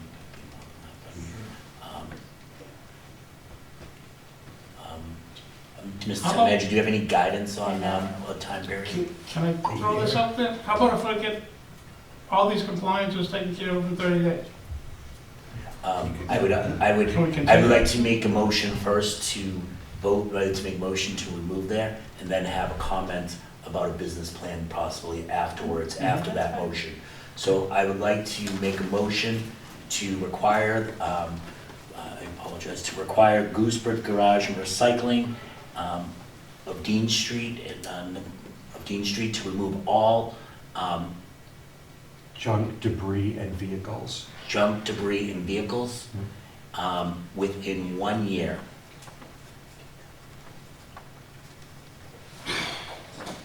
Second. Do we have to do roll call again? Discussion. Discussion. No discussion? No discussion. Michael Tool, Aye. Steve Winsby. Aye. Kevin Snyder. Yes. I'm Susan yes. Madam Chair, I would ask, just say in the letter being sent to the applicant, I would ask them that we would encourage them to come back, if they address and clean the issues that we've talked about, that they address and bring a business plan, and we would be open to revisit the license at that point when those issues are addressed. Absolutely. So, and that could be within 30, if it's within 30 days, Right. it's within 30 days. Right. But this is where we are at this point. Agreed. 100% agree. That's what you're gonna say. Okay. All right. Motion to close Motion it? to close the I'll public motion to hearing. close the public hearing. Second. All those in favor? Aye. All right, moving on. What? Yeah, all right. We have to talk about special election. Yeah, Lucia's still on, I believe. Yes, there she is. Hi, I'm not sure we can hear you. Yes. She is. Stay close to that microphone. Hey, Lucia. I will. I would like to request that we shorten special election only the hours and go 9 to 3 instead of 8 to 3. I don't anticipate a huge crowd. I think that's a great idea, Lucia. I'd like to make a motion, so we'll vote on these individually, yes. I'd like to make a motion to take the town clerk's recommendation for the special election at the middle school on February 11th, 2023, that the hours be 9 a.m. to 3 p.m. I'll second that. Okay, I'd like, Yeah, Madam Chair, if I could? discussion? Yeah, I'd like to, that's okay.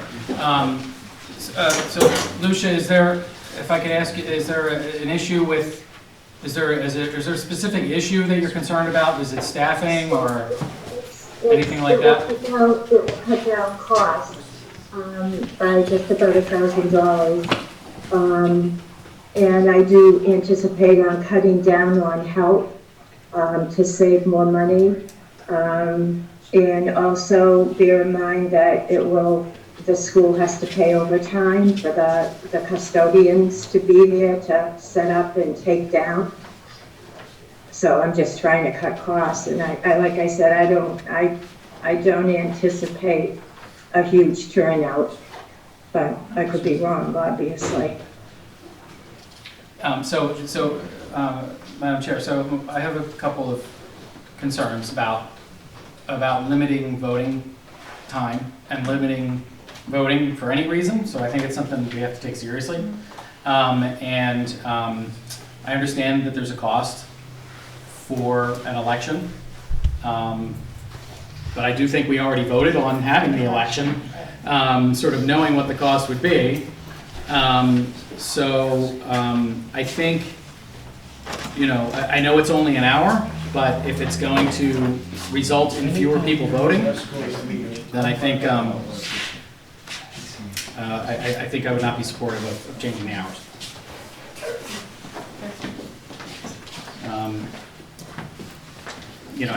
Just further on that, if I can, it's just anything that we do as a board, will be looked at in the light of what did we do to try to get as many people to vote as possible. And I think that's important for us to consider when we make decisions about, and this is going to come up again with the mail-in discussion as well. So those are my thoughts on it.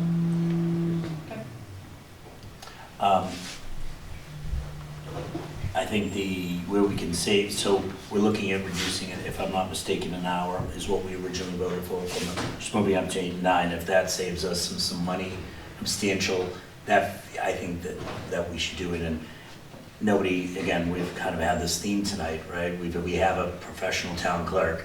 If this is what she thinks is best, I would always recommend where we can support them, and I believe that. But I hear Kevin loud and clear. I mean, this is a very tough decision. You know, and Michael, just to that point, I already feel like it's a very limited time frame.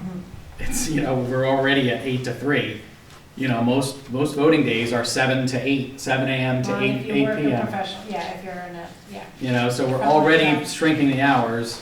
I just feel like, and this is no disrespect to Lucia, who is awesome and does a great job. But you know, I just want to think about, you know, again, you know, we already have a confined, you know, it's what, 8 hours or something, 8 to 3, whatever that is.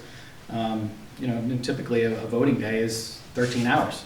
I'm not suggesting we need to do that, but I think, you know, we start to cut hours off of it. I think we could disenfranchise some voters. So, but thanks, Michael. I appreciate your comments as well. Thank you. And I appreciate you. I totally. I think this is one of those things where it's, you know, we could go either way on this. Can we, well, because it's all tied together, so obviously the vote by mail is a financial issue, and that was something that's been put on. But we have a motion. I think we're taking them one at a time. But that's what I was asking, do we have to do them, I mean, they're kind of. I can withdraw, if you want to withdraw and discussion. handle both at the same time, I can withdraw. Madam Chair, I prefer to have them Separate, okay, that's fine. Um, All right. So there's a motion. There is a motion and a second? Yeah. All right, and again, Just so you know, you're doing great, by the way. You're usually running out of gas. It's like, so now I'm like trying to figure this out here. Well, we're never here this late. Do we have to do a roll call? No, I know, this is vote. simple, All this right, is not. all right, all those in favor? Aye. All those opposed? Nay. Nay. What do we do with 2 and 2? Madam Chair, So we keep the original. and I would ask, you know, something, in the affirmative, I would ask for a reconsideration of the motion. Right, so we have to add vote to, I'm going to withdraw, no, because it always happened. Right. I'd like to make a motion to reconsider the question. Someone second it? I'll second. Seconded, okay. Just take the revote. Okay. Just take the revote Okay, all those in favor? of, Reconsideration. with reconsideration. Right, Oh, aye. aye, Aye, okay. So now we vote on the question again. I think I know what he's doing. So, I better know what you're doing. Yeah, now there's a reconsider on the motion to approve the time change from 9 to 3, right? There's a motion on the floor, and we're re-voting on the motion to change it from 9 to 3. okay. Okay, now take the vote. Is there a second? I need a second. Second. All those in favor? All those opposed? Nay. Nay. Okay. I see what you're I'm doing. not sure what just happened. What happened there was a motion, then it was tied.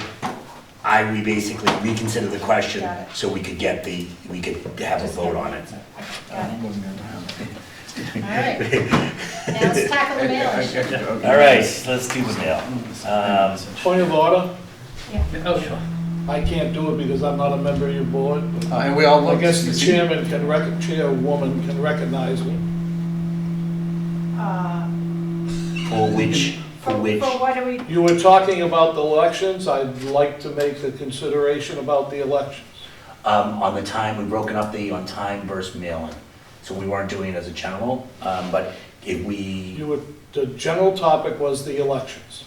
well, no. We're on we that- have we're on just number the time of the election. Discussion on the whether it's time and then 8 or discussion on 9. the vote. Right, and now we're just Right now. discussing whether or not we're gonna have a mail.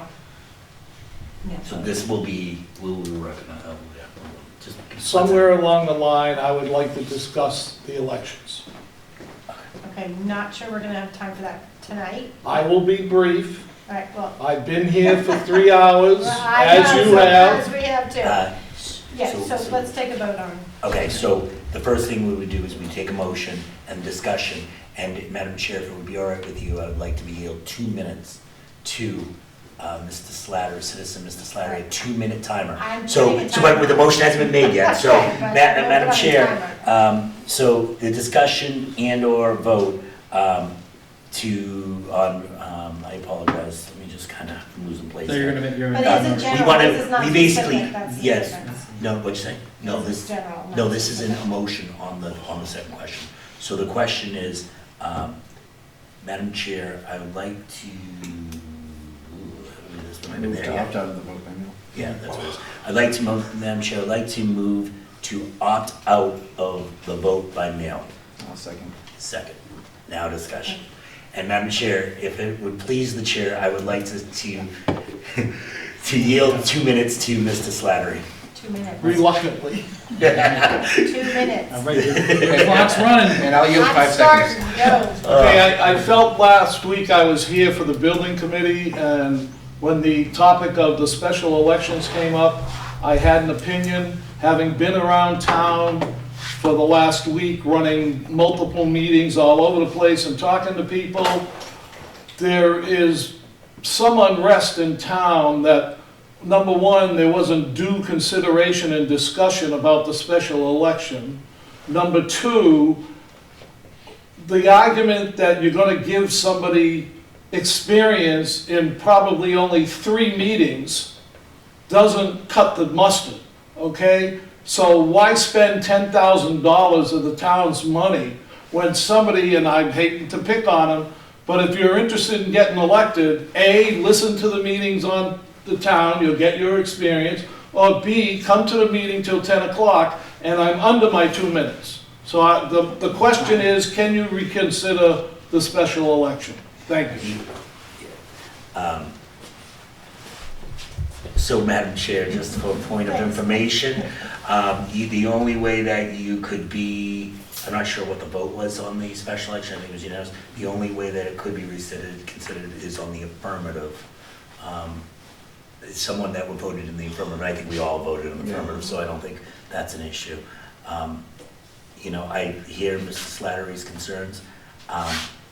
I think the ship has already left the dock, and we are having a special election on February 11th. I'll go back to my seat and see you at 11.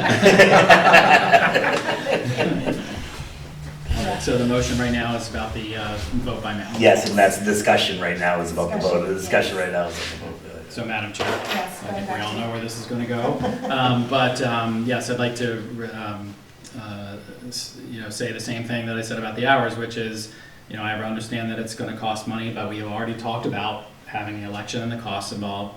And again, vote by mail is a way to engage more voters and to get more votes. So for me, anything that we can do to get more people to vote is positive. It's a safe process. There's no concerns about the security of voting by mail in Norton.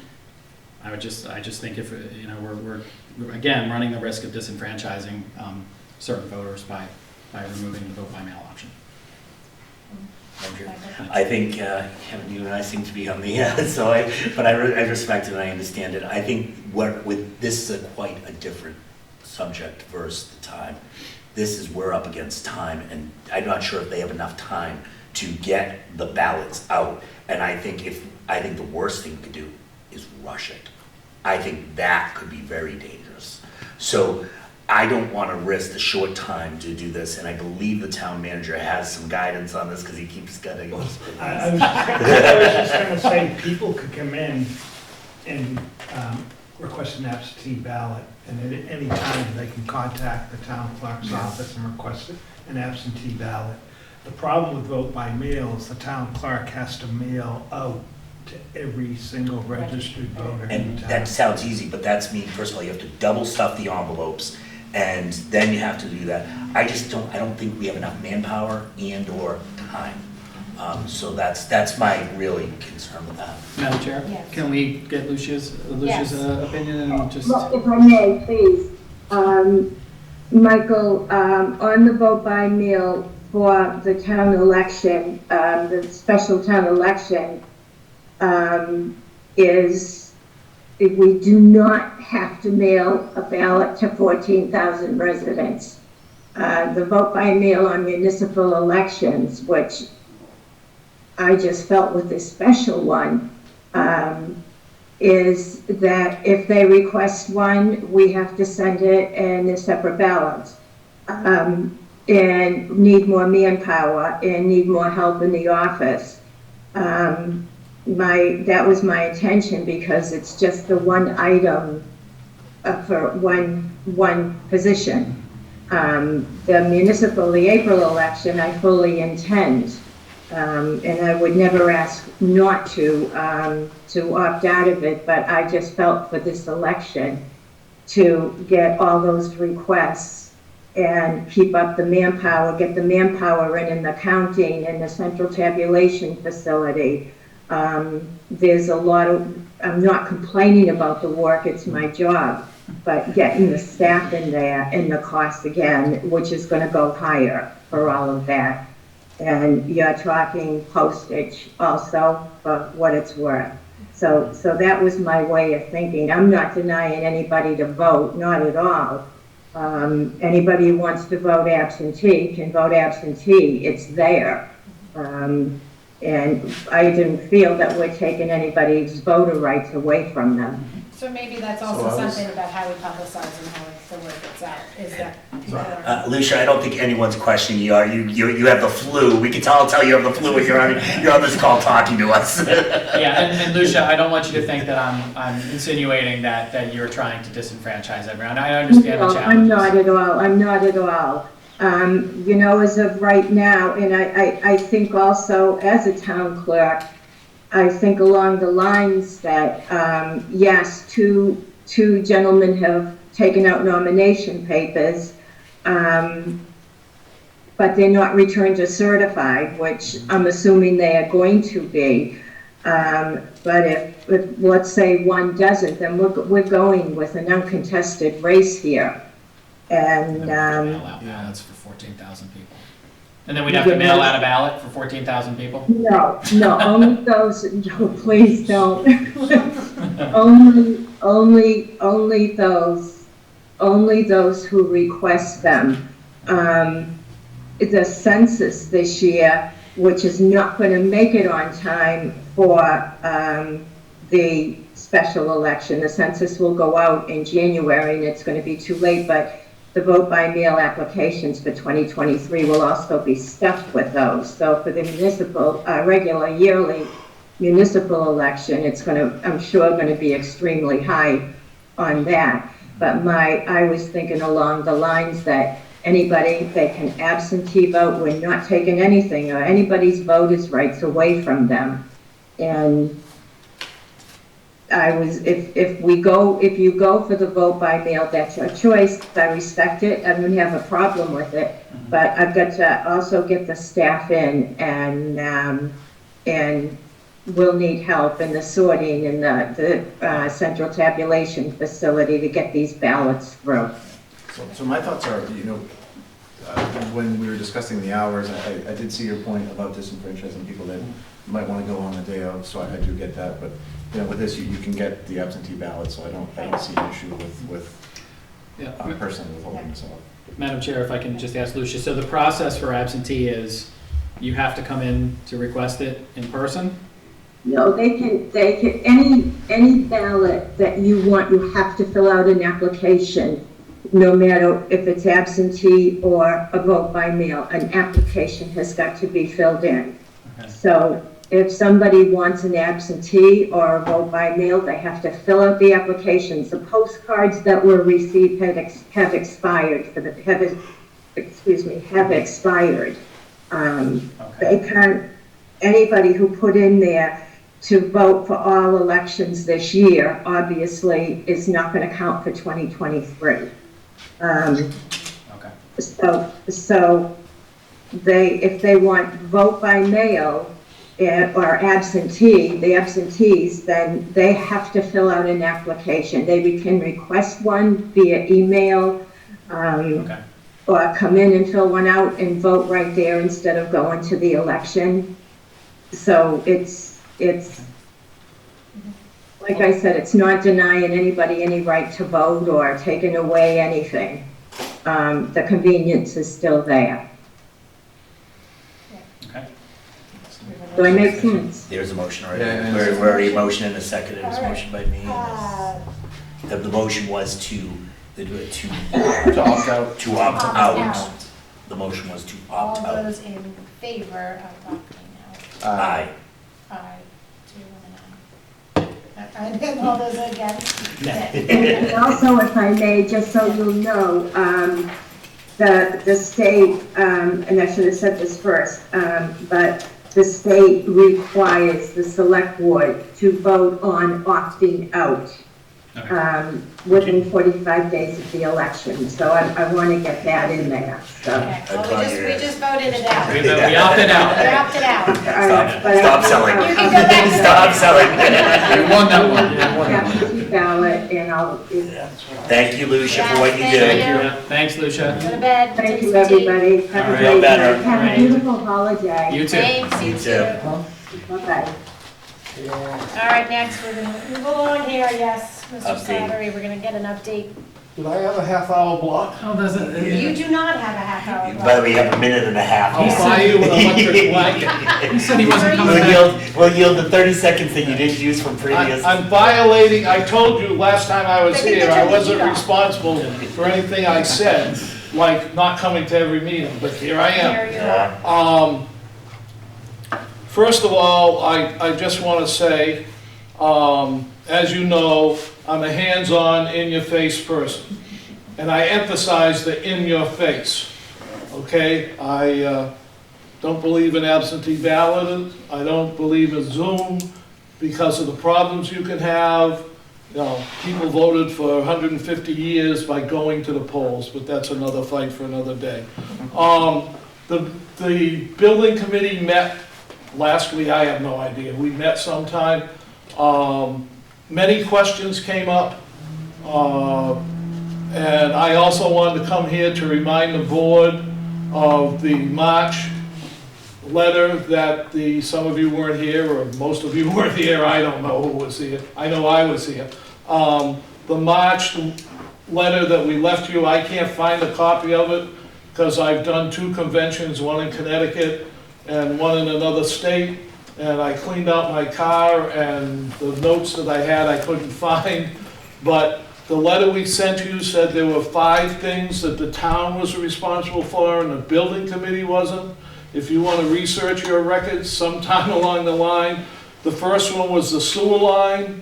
We didn't feel we were, and I'll get to the other part, but we felt the town was responsible for the sewer line. We've got an answer. The water commissioners wanted us to go with town sewer, and in my own distinctive way, I said, can you give us a completion date for that sewer, considering what happened going through the center of town? Because we want to build, and the cheapest way out was a septic system, and that's what we're sticking to. The second thing we asked was to start working on the fiber network for the new buildings. They met with the cable commission and Ray Cord and them. I know the architect and OPM has, so you've sort of taken care of that. And my pet peeve is the digital access to the office files and storage issues, because I'm also here to stop some rumors and maybe start some others, because you had an example of a rumor gone bad on the flags. They're not here to stick up for me because they'll be the only people that do. But I heard a rumor that there's an underground movement to keep the old town hall and use it for storage. What? Thank you. The fourth thing. Did that come from Mike's office? The committee voted not to tear down the old town hall. We did not, I don't believe we voted on it. It was discussed, and I was disgusted. Yeah, I think you voted on it. I don't think I voted affirmative, but whatever. Can you, at the next meeting, can you just reaffirm yay or nay on that? Like, just to review notes and just say, did we vote on it? And did we, in your next meeting? And just, you don't have to bring back here, just make sure everyone's on the, just recertify the vote, if you will. Because that was one of the $800,000 savings. Correct, that's what I understood to be too. Okay, because my emphasis was, half the reason we sold this bill of goods for 25 million or whatever it is, was on the fact that we're gonna knock down the town hall. The old town hall, keep Part the of new it. part, Right. all that stuff. Okay, the digital to the office files, and then shredding of some of the materials. Having walked through the town hall, I don't see many materials that have disappeared. Okay, there are still files all over the place. I don't want to go through the cellar again, because that's worse than a horror show during Halloween. But I don't see anybody getting rid of any of the old files. Probably based on the fact that the rumor that I'm saying, that may be a vote, was they were keeping the building so everybody can keep all their stuff till hell freezes over. If I can just talk. I was gonna- Mr. Slattery says he has pet peeves. I have pet peeves that this keeps coming up all the time. I don't know how many times I have to say, we are not bringing paper with us.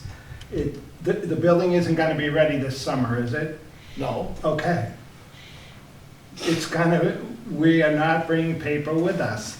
We will get rid of what we can get rid of. There's certain hard documents we can't get rid of that we'll have to keep. I don't know why this keeps coming up. There's plenty of time. There's plenty of time. We're not gonna, All right, we're not gonna. she wants to get to bed. I told you when we presented this on March 14th, that I would be back every 3 months to knock into your heads the things that the town's responsible for. Madam Chair. Okay. Mr. Town Manager, who would you put, is there some, you're not there yet, I know that. But will you have someone that's gonna be spearheading that when we get closer to the, you have someone in mind that is gonna spearhead the paperless Lucia movement? and Charlene is spearheading that. So you've already assigned it? Okay, so. So it's You, technically on taken December care of. 14th, 2022, he's announced who's in charge of it, and I agree with you, I agree with Mike on this. We're so far, that building isn't even, we haven't broken ground on it yet. Is So there something wrong to preempt stuff? Do you have a problem? keep going, keep going. And the last thing is the police fencing. They don't have fence now, they don't have a secure lot. If the chief respectfully wants a secure lot, let him put it in his budget. Don't take it out of the town hall budget. You know, and this was another one of my pet peeves, why are we everybody's adding stuff, and I'm not done. Just to clarify that. Respectfully, I'm not done. Okay. Okay, everybody's adding stuff, some of it is rumor. The last meeting, we were checking the plans, and it came up that the fire department wanted locked gates, or a scissors gate, for entrance and exit, I'll get to it, for entrance and exit to the thing. It's open now, it's been open for 15 years. I know it's open because of the town hall, but the town hall is gonna be behind the building. I asked the deputy fire chief about it the next day after the meeting, because I'm in-your-face type of person, and he said the architects suggested it. So I go back to the architects and I chew them a new butt. So Mrs. Snyder, you're gonna give us, you're saying something though that it has to be corrected. The police gate fence has been talked about, and I know it was originally suggested, but that has been moved to either a grant, I believe it was either a grant or capital improvements budget. It's already been kind of discussed that that's where it's gonna go. It is not in the permanent building committee, and this is the first time now I'm hearing the gates, and I guarantee you, it will be the same thing that happened with the fence conversation. Okay. It's gonna be moved to capital. My purpose was, I promised in March that I would come back every 3 months and pound into your head. And I did come back in, I believe, July, made this list. I don't think I think the sewer line was solved in deletion of itself. The fiber network progress had been made. And to prove that In Your Face works, during our last meeting, there was questions about emails going back and forth between the water department and the building committee, and the water department and the building committee. The water department didn't have any paperwork or files or anything else, and this, that. So, in my inimitable way, I decided to go to the meeting, be in your face. I asked to be put on the agenda, and you would not believe the avalanche of paperwork that all of a sudden popped up between Frank, the architect, and the OPM. I went to the meeting last night, which went over a little bit, and I tried to make your meeting, but you started on time and left very early. I thought it was in person, so I was up here with nobody, because I'm an in-person, in-your-face person. I walk in, and one of the water commissioners said, "We didn't know there was a building committee." Hello, I got appointed in January of 18, and you didn't know? Did they think the architect was working for a private industry to build a town hall and a community center? So, sitting at the water commission and being my in-your-face person, for some reason, and expressing the concern about extension of jumping through hoops, cost us, I use the $1,000 a week figure. They approved, in the same night it was presented, just like the other boards that I've browbeat, and I'll admit it, they approved the water services for both the community center and the town hall. They also, I mentioned the sewer system and everything else, and they didn't want to talk about it because they didn't want to talk about the sewer system going through the center of town. So, I talked about the water loop, which was something else that was added. We didn't put one in for all the other buildings that are in the campus here, but now all of a sudden, because the town hall sits 400 feet off the highway, we need a water loop. But now we don't need a water loop because somebody came up with a brilliant idea. Why not go to Miller Terrace? The street that's behind, that's beside the town hall. No water loop, no, 1,500 feet. So, also in one of their emails, they mentioned, I also introduced myself as the chairperson, whatever you want to call me, jerk. They mentioned about a contractor's license, and I, having been an EMT for 50 years, I've had to jump through the hoop with people doing individual licenses. At one time, we had to get a town license, a county license, a region license, a state license, and a national license to be an EMT. And if you cross over a state line, going to Rhode Island, you might as well die here in Massachusetts. So I got an answer. They want, in their guidelines, they require the contractor to get a town license for doing plumbing, which they said was in a 2-digit figure. I won't quote the figure because they'll probably raise it, but it's a 2-digit figure, so I didn't think it was worth fighting for.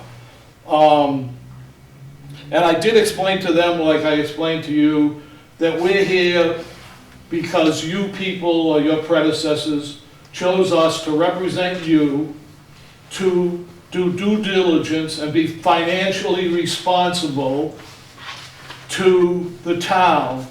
And my predecessor, she said, we're not going to spend another penny over what the town gave us. And I have some good news besides browbeating you. Talking to the OPM today, like this has become a full-time job. We opened the bids for the general contractors, and they were all below the estimates.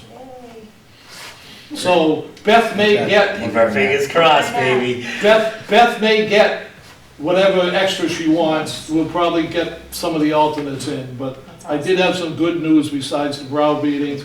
I will go back about my list of 5. I will not be back in 3 months, so Michael does not have his get all upset. But if I walk through the town hall while the construction is going on, which means it will be done, and this is a promise, Madam which Chair, will we be can have done a within a shredding, year. we can have a shredding ceremony for Mr. Slattery if this is what he desires. So thank you very much, and we're out of here. I was going to take a half hour, but I yield to the chairwoman. I feel like we should And I pause. I don't want to be at your next meeting in 2 weeks, because you meet every two. I had a question to do 2 board members. When did it switch to Wednesdays? No, we're You know, talking sometimes, we're not, ago. yeah, we're gonna talk about that at some Okay, point. fine, because I talk to people, and everybody goes, it's on Thursdays. My calendar's full on Thursdays, so keep it Wednesday. I'll be here.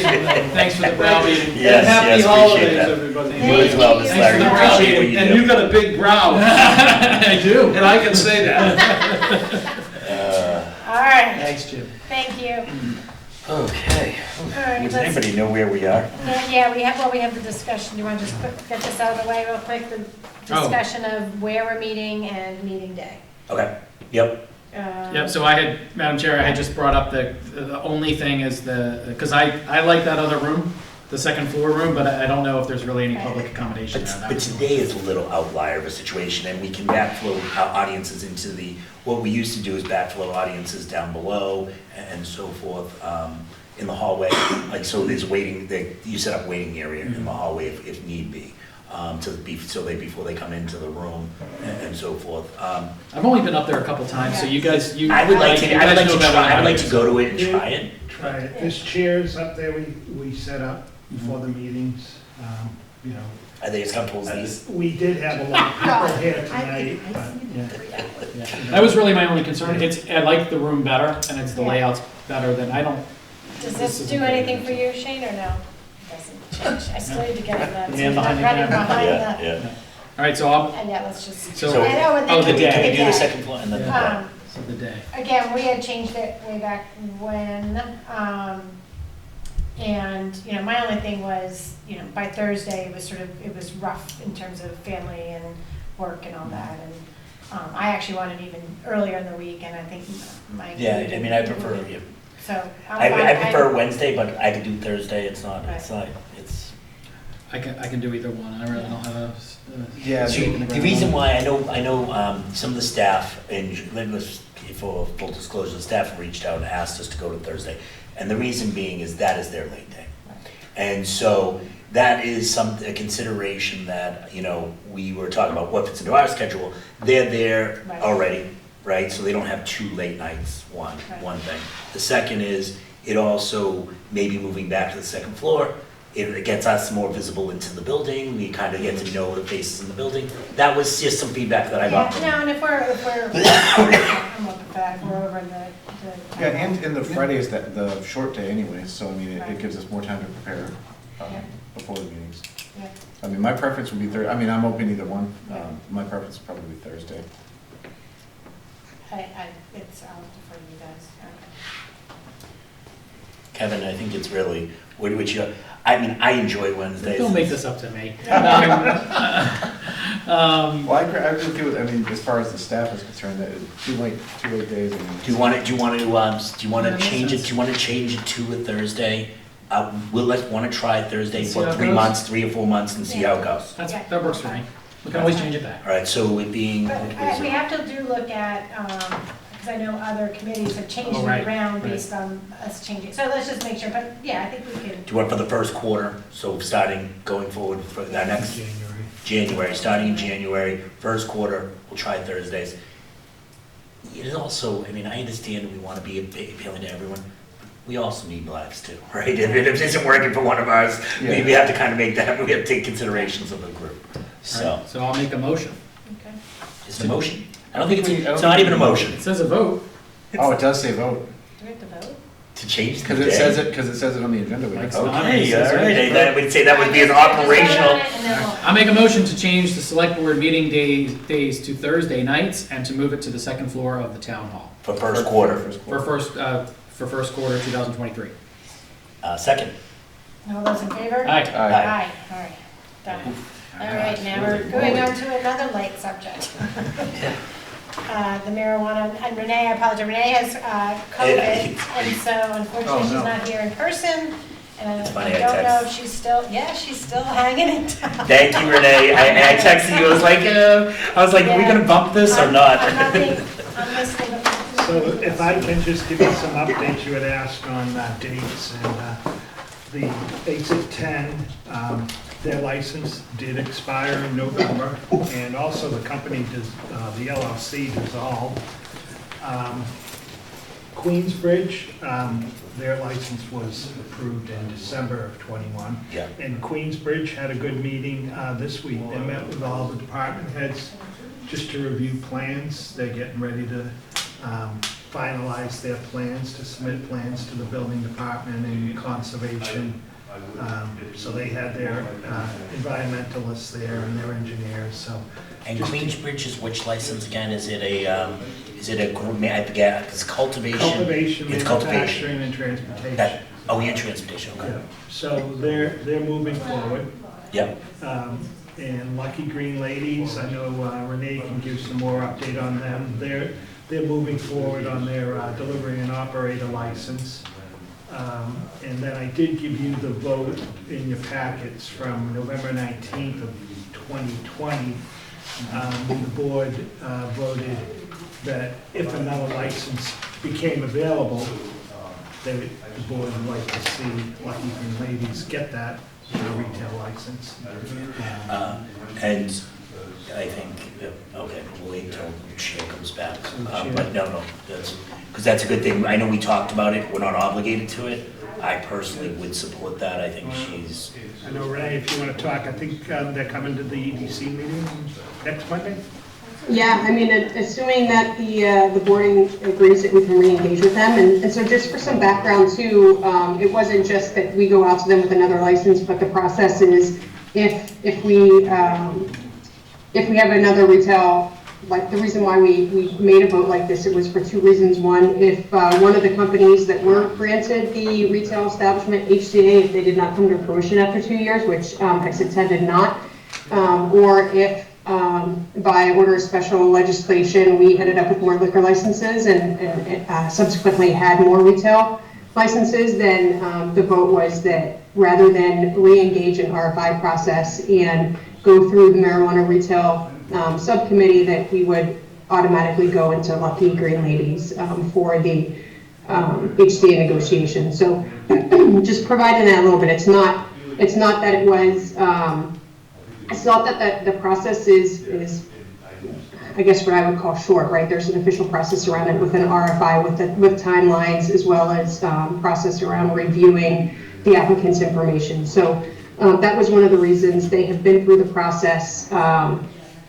I think everybody from the EDC to the select board at the time agreed that if we had 3 licenses, they would have got 1 too, but we just didn't have it to award. So, Renee, did we actually vote? Did we vote on? Did we actually in the motion vote to give it to them if the other 2 fell through, or was it like, yes. Or was it an understood like, you're pretty much saying yes, we did put that in the motion? It was both. So the way that I can read this, it said. That should either Exit 10 LLC or Solar Retail Norton LLC not come to fruition within the next 2 years, or at such time that the town, through normal growth or special legislation, has the ability to entertain a third marijuana retail establishment, that the board has the ability to engage with Lucky Green Ladies without going through the RFI process for marijuana retail subcommittee. And that passed unanimously. So we covered both aspects. Great, thank you.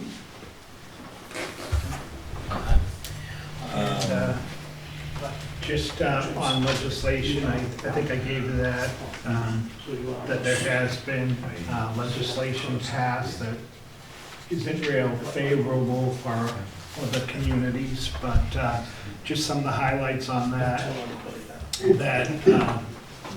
we do get the 3% sales tax, but this was reform on host community agreements where there were impact fees. So right now, one of the things is the impact fees, they can only go, they're effective for no longer than the 8th year of operation of the business. They can't be more than 3% of the gross sales, and it has to be documented that it has to be actual costs. So in effect, costs we have this year are documented and paid for next year. So they have put restrictions in there. Is that on new agreements? Is that on new, I'm sorry, Renee, is that on new agreements or is it on existing agreements? When we talked with Amy Questle, she said they were looking into that. They weren't sure at the time if it affected existing agreements or just new agreements. I'm sorry, Renee. No, that's okay, Michael. I was just gonna ask if I could step back, but to that point that you just asked. So the CCC didn't specifically state that it's retroactive. The opinion based on Amy's conversations with others is that more than likely they will not be going back to retroactively look at those. But it's something that we've talked about just to, understand the options of the town. But let me, if I could, Mike, just for a moment, because just to clarify what the costs were. So we had essentially five different, what I would call payment streams. The first one being the community impact, and like Mike said, it has always been and still remains that it cannot be more than 3%. The changes that the legislation is that the possible costs, they may include, but they're not limited to things like the municipal inspection costs, traffic, design studies, public safety personnel overtime, environmental studies, and then substance abuse prevention programming. That defined list didn't exist previously. That's something that they put in this year. So that's related to the community impact fee. And then additionally, we have in our HCA's an annual community benefit, and they're I think in all but one, they are a dollar amount, but one has a percentage as well. And then there's a section that we talk about additional cost payments and reimbursements. So in that section, we put things like the police officer training. We put some other things in there about some things that aren't impacted, like any sort of connection fees, sewer fees, things like that, right? That's standard through the special permitting process. And then the fourth kind of payment stream was the annual charitable nonprofit contributions. So those are in there. In each of them, the organizations have committed to supporting the town through the nonprofit contributions. And then lastly, the excise tax that Mike talked about. The excise tax is 3%. That was voted on, I think actually 2 years prior to when the town voted on the changes to the latest marijuana bylaw. But it is only for retail establishments. It's not for the other establishments. So just, consider that when you think about do we want to support additional business in the town from a retail perspective, because that's giving us a direct revenue stream through the excise tax, similar to like alcohol. And not many options. There aren't many commercial options that allow us to have that. So I just want to kind of preface that because, as Mike said, the changes, so while the excise tax stays in place, the community impact fees stay in place, are very limited though on how we can spend. The community benefits, the additional costs, and the annual contributions are no longer permitted to be at HCA's. So those are some changes. Again, at this point, we don't know the CCC guidance. They haven't published that, so we don't know if it's going to be retroactive. But right now, the thoughts are from the legal community that it won't be. And I think a lot of that is just resource-based, but that's not saying that we shouldn't plan for it.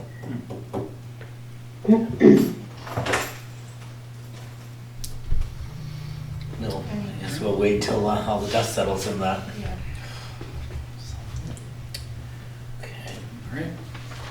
Anyone have another question? No? Thank you, Renee, that was helpful. Yep. Sure. Are you guys able, are you going to take a vote on re-engaging with Lucky Green Ladies? And I only ask because we've had conversations, and so just given the length of time of the process and some of the things that the owner has done in that regard, if there's a likelihood where the board would not support a potential HCA with Lucky Green Ladies for a retail establishment, then we should just be clear on that so that there's no additional funds spent. Renee, just to update the chair, while you were out, just stepped out, in the last motion we approved, I'm not sure if you remember this, the Lucky Green Ladies was actually. Yes, we did. Okay. All right, I wasn't sure if you recall that. Yeah, I mean, I'm comfortable re-engaging with Lucky Green Ladies, or taking a vote to re-engage in Lucky Green Ladies for the previous motion. And I know this individual. I think I voted for her the first time in this, so. Well, in fairness, they've been doing everything, trying to Yeah. stay in the loop, trying to, establish themselves without the initial. Yeah. So, yeah. Agreed. So I'd like to make a motion so the motion, correct me if I'm wrong here, Renee, the motion is for the select board or for the town manager to enter into negotiations for an HCA with Lucky Green Ladies. Is that the motion? No, you actually, I don't think you have to vote because it's already voted upon, so unless, Unless we it's say no. just confirming that we can reengage and we'll start having conversations. Well, the conversations will be between, who's the representative, Mike? I'm in negotiations, and I don't know if you want to. Yeah, that's actually, I think, the next discussion. So it would be Right? Mike with, yeah, okay.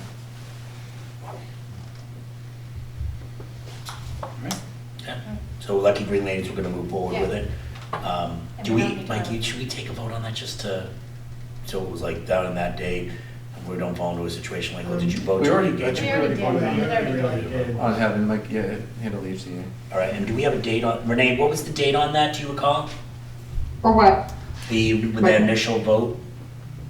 The initial vote was the November 19th?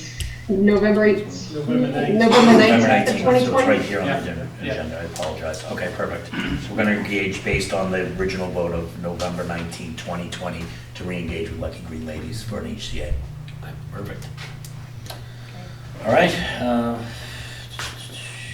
So do you want me to give you a quick update on Lucky Green Ladies on the item 1? Because Mike kind of deferred to me on that. Yep. So their delivery operator license, they are about to complete the inspections and begin the inside renovations. There were some delays, not from the town, but just internal, typical, I think, with the process. We have been in conversations with them for 8 months on an amendment to their HCA. We're hoping that this can be presented to the board on the 28th of this month, just to wrap it up. So you'll see that in front of you as soon as we can complete it and review with the applicant and council. But I think you'll see it's a good move for the town. perfect. All right. Oh, and then the other thing too, just so the board is aware that Lucky Green Ladies Mike had mentioned that we were going to put them on the agenda for the EDC. So they had presented, because they went through the RFI process before, they presented their business proposal and plan and had support there. The one thing that we've asked is, because there is a location change, that they present again and go through the steps just related to that location change. So engaging with Chief Clark, doing any sort of site plan surveys that they have to do, traffic, parking, etc.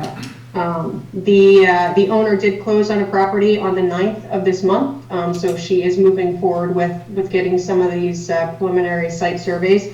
But the expectation is that she will present to the EDC, we'll address any questions that are needed, and then we'll look to get her on a future agenda with the board. I think the location's great too. So perfect.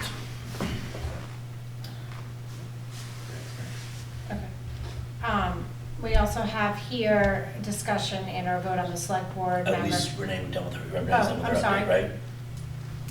I'm done, unless there are any questions. No. No. There's also on the agenda discussion and or vote on the select board member to represent the board in HCA negotiations. My understanding when we spoke is that, any select board member is able and willing to be present at any and all negotiations. So I'm not. Yeah, but quite no, sure. if you, Madam Chair, can I just pass those down? It is, part of the host community agreement is the executive body of the municipality is responsible for negotiating the host agreement. It isn't about presence, it's about, they're actually required to negotiate that.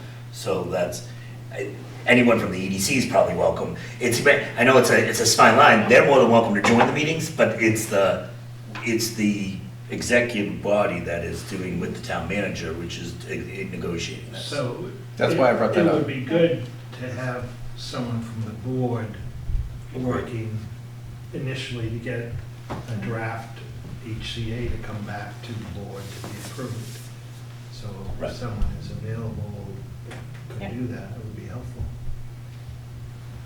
Absolutely. I mean, I know I was on the EDC when we designed the process. I know Kevin's been involved in a little bit of it as well. I know, every time they say there's a board, I typically throw my name forward, so I'm a little hesitant to do it this time, just with all respect. But I mean, if anyone else wants to step up, great.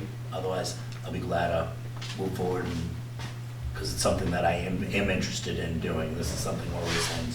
So I'm not clear, what are we doing again? A representative from. To help do some of the initial negotiations on the HCA, to have a draft that can come back. The full board has to, as this said, has to approve the HCA. Yeah, I think there was confusion, I don't know, maybe out there in the public, that the EDC was the one doing the negotiations. But it's supposed to be the select board, through the town manager. And the confusion came from, it wasn't anyone's kind of causing confusion. The confusion was Renee was the chair of the EDC. Yeah. And the chair, and not chair, but and a member of the select board, so it was kind of fell under Renee's realm. But now that Renee is not on the select board, we need to have someone working with Mike and the EDC to negotiate the HCA. Madam Chair, if I may. Yeah. I don't think the interpretation is entirely accurate here, because we've had multiple conversations with Amy on this. So the HCA negotiations, it happens and it's ratified by the board when it's presented to you and you vote in favor or against.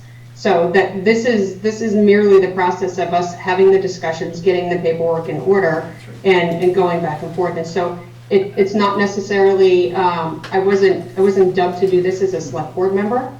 It's actually funny because the vote on this mentions me as the chair of the EDC. But as with anything, the select board can choose to delegate the responsibility, or can choose to do it themselves, or do it in conjunction. It doesn't matter. But the interpretation is that the board does negotiate because you ratify what is presented to you at the time. It's not the actual process of the discussion and getting the contracts in line. That's my understanding as well, and I reached out to town council to ask them this question, and that's their interpretation as well. So, you don't need a member of the select board in negotiations. You can delegate someone on our behalf. Yeah, we had delegated Mike previously. Yeah, I think I would delegate. Maybe I'm just a stickler for this, but it says to Mass General Law, between the cannabis establishment and the municipality, setting forth additional conditions of operation of cannabis. I mean, right there, in the last sentence, it says the executive body, which is the select board, not an appointment. It says the executive body. And Michael, you are the ones that sign. You're absolutely right. Well, it says, but Renee, I'll go on to say, is responsible for negotiating. The host community, it says it's, so I can just read to you what town council said to me, and I just got this today. She said, there's nothing that prohibits a person from being designated as the chief negotiator for an HCA. Ultimately, though, that person cannot make promises on behalf of the board or execute that agreement. It is often the case that the town's professional staff do the negotiating based upon the policy decisions of the board or its designee. So that's what we got. What meeting it was, but a few meetings back, we did designate Mike, correct? To negotiate these? No, that's something different. That wasn't for, I could be. I know exactly You know what what you're I'm talking about. yeah. And, So I'm not crazy. you're not crazy. Thank you. You are crazy. You might be crazy. Not out of this subject. And to that point, Steve, when I was designated, Mike was designated as well. It was two, so that you had a professional, you had one of the town employees. Yeah, I think I was involved thinking as well. of a different. Right, so what you're saying is accurate. Mike is the executive body representative, right? Yeah, you would want him involved regardless. Right. So I'm not yay or nay necessarily on having the board. I mean, the end I of don't the think it'd be day. a bad thing to have a board member on. Right, and at the end of the day, there can be multiple people involved in negotiation. I mean, it doesn't, we're not saying that we can't be present if we're not quote unquote appointed. We are appointed by the sheer nature of our position, so. Right. Yeah, I don't see what it would hurt to appoint a select board member on to negotiate the HCA. I mean, especially if somebody's willing to do it. I'm not gonna do it myself, I don't have time, but. I mean, if that's what Mike would like to do, I'll nominate Mike. So I'll move to, how do we put it? Does anybody else? I mean, unless anybody else would like to. No, again, I would, like, let's not create more, more noise than necessary. That's my only thing. If there is a need at, like. I strongly feel the way that it's written, so I'm kind of backing away from the argument, because it clearly says the executive body, not an appointment, as it would say in our bylaws, appoint to HC negotiation committee. It clearly says all these things. Yeah, we have the right to appoint people, but I think HCAs are important, and I think they should be negotiated by the select board. Well, Agreed, all I'm saying is, there's nothing precluding you from joining any of the meetings, and they could be. It's yes and no, because there can't be. Joining a meeting and representing the select board at the meeting is different, so. Yeah. Right, but I guess I'm struggling with the idea of why do we need to have another person representing the select board when we have someone designated as representing the select board? Because it says executive body. I'm stuck on that word, guys. Yeah. Change the bylaw then. Right? If you're gonna do it, if we're gonna do this right, everyone keeps saying the bylaws, the charter. We either live or die by it.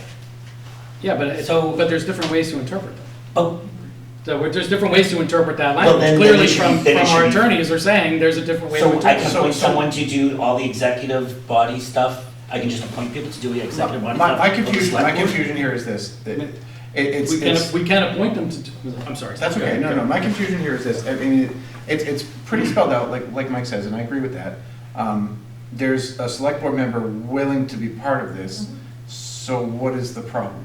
I mean, there's somebody willing to do it. I mean, if nobody wanted to do it, we didn't have time, and we were forcing one of us to do it, I understand, okay, well, maybe let's, I mean, I don't understand the issue here, why it would be a problem. I'm just concerned about it slowing the process and being redundant, right? So, because now we're gonna have more people involved when, we can still be involved when this comes to us, for us to vote on it and to give and for Mike to. Because then what did you say? You said the select board should appoint there and the select board should negotiate. It says negotiate.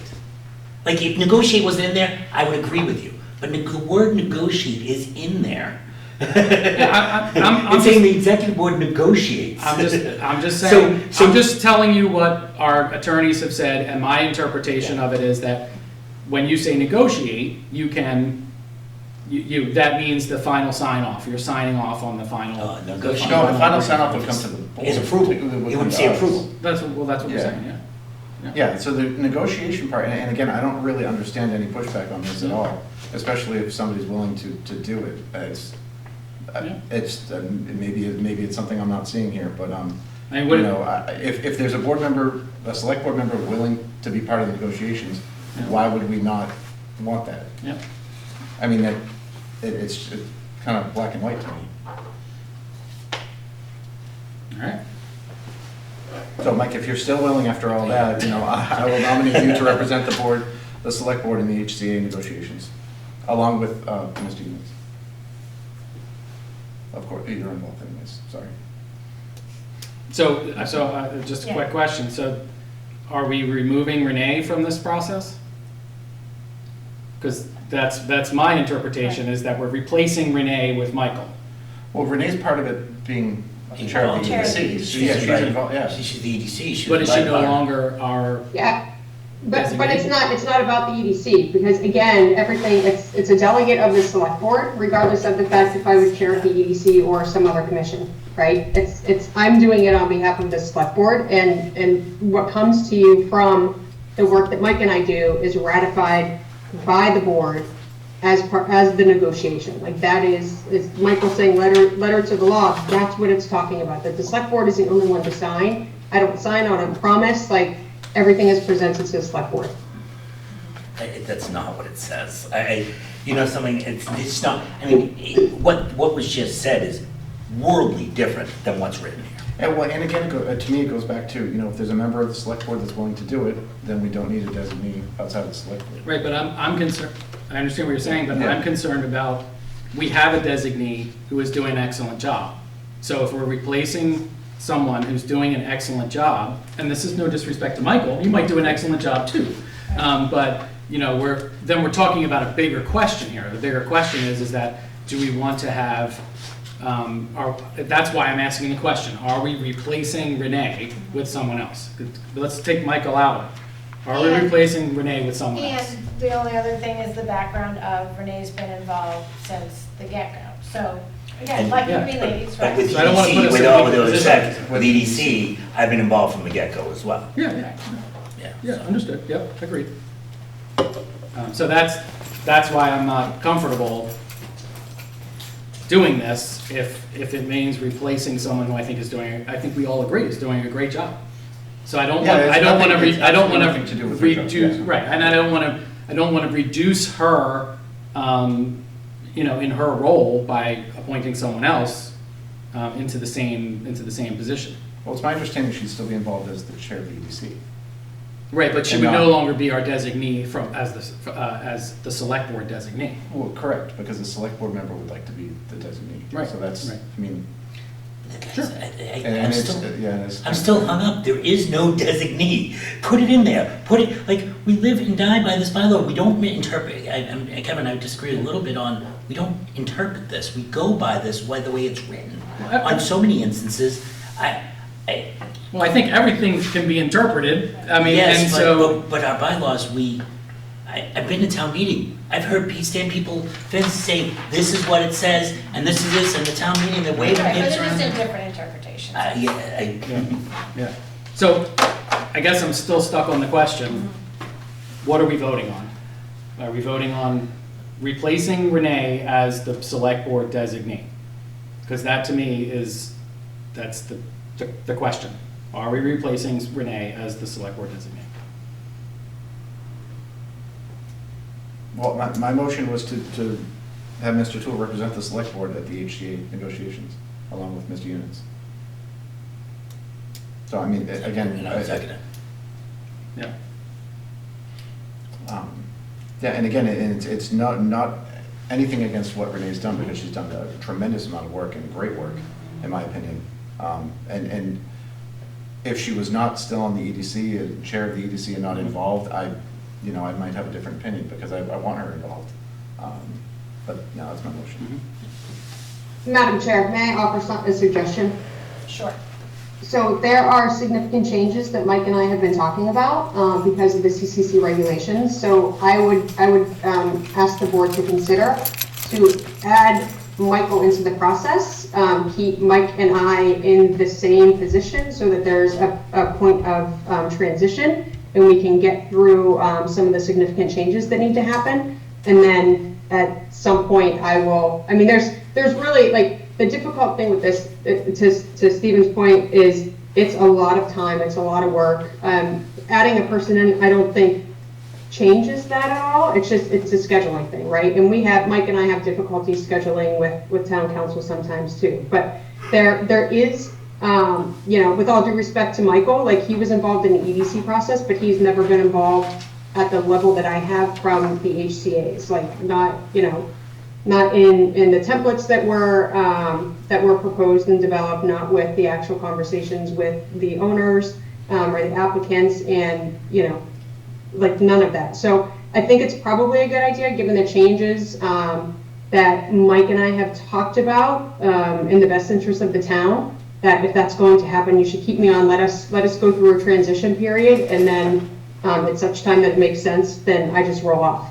Unless I need it, because there's a significant amount of work, but I don't think that's going to be the case. Well, and there's not going to be many more of these. That's what I mean. That's what I mean. So we know with the 4 HCA's that we have now and the 5th one coming, right? There's a significant level of work, but it's not like these are going to be going on and on. You're not, the town of Norton's not going to have 20 HCA's in marijuana. I mean, I would imagine within 3 to 5 years, HCA's will be gone completely. Madam Chair, I have no problem with that. I guess I just would ask that I am the appointee of this board. I have no problem working on a transition, working with Renee, working with Mike. I have no problem at all with that. I think Renee brings up a great point. Nobody knows the HCA's better than her. And she's kind of been negotiating this, but it's also, we do have to work on making sure that this is a continuous process and it's not tied to one person or, I mean, because Mike's told us he's leaving us sooner or later, you know?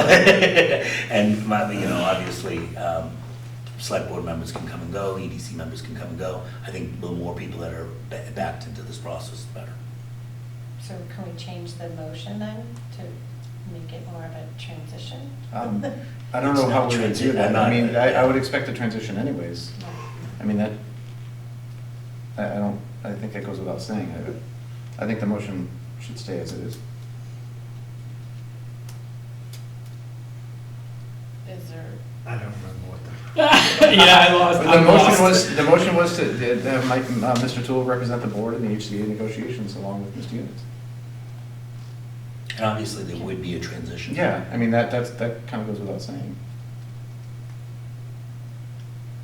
He wouldn't, I mean, Mike wouldn't just jump in and start from scratch. I would assume he would be brought up to speed. Correct. You would still want to include me in that motion. So maybe it's Both of them. Okay, and then I'll amend my motion We'll to. add Michael as an additional. No, I'll amend my motion to have Renee remain on for, what, 60 days? I mean, is that a transition enough? We're trying to do an amendment and we're 8 months into it. 60 days is not going to be appropriate transition time for the amount of work coming. Oh my God. I appreciate that, but you should probably put 6 months. And if at such point it needs to be revisited, then it's revisited. Yeah, that could work. You know something? I'm going to withdraw myself from nomination from this process just because it seems to be difficult in that manner that we don't want to let things go. So I just don't understand the issue. You know, I mean, I'm just. I'll amend my motion for the 6 months if you No, still I'm want to do it. just going to withdraw myself. Thank you. It doesn't.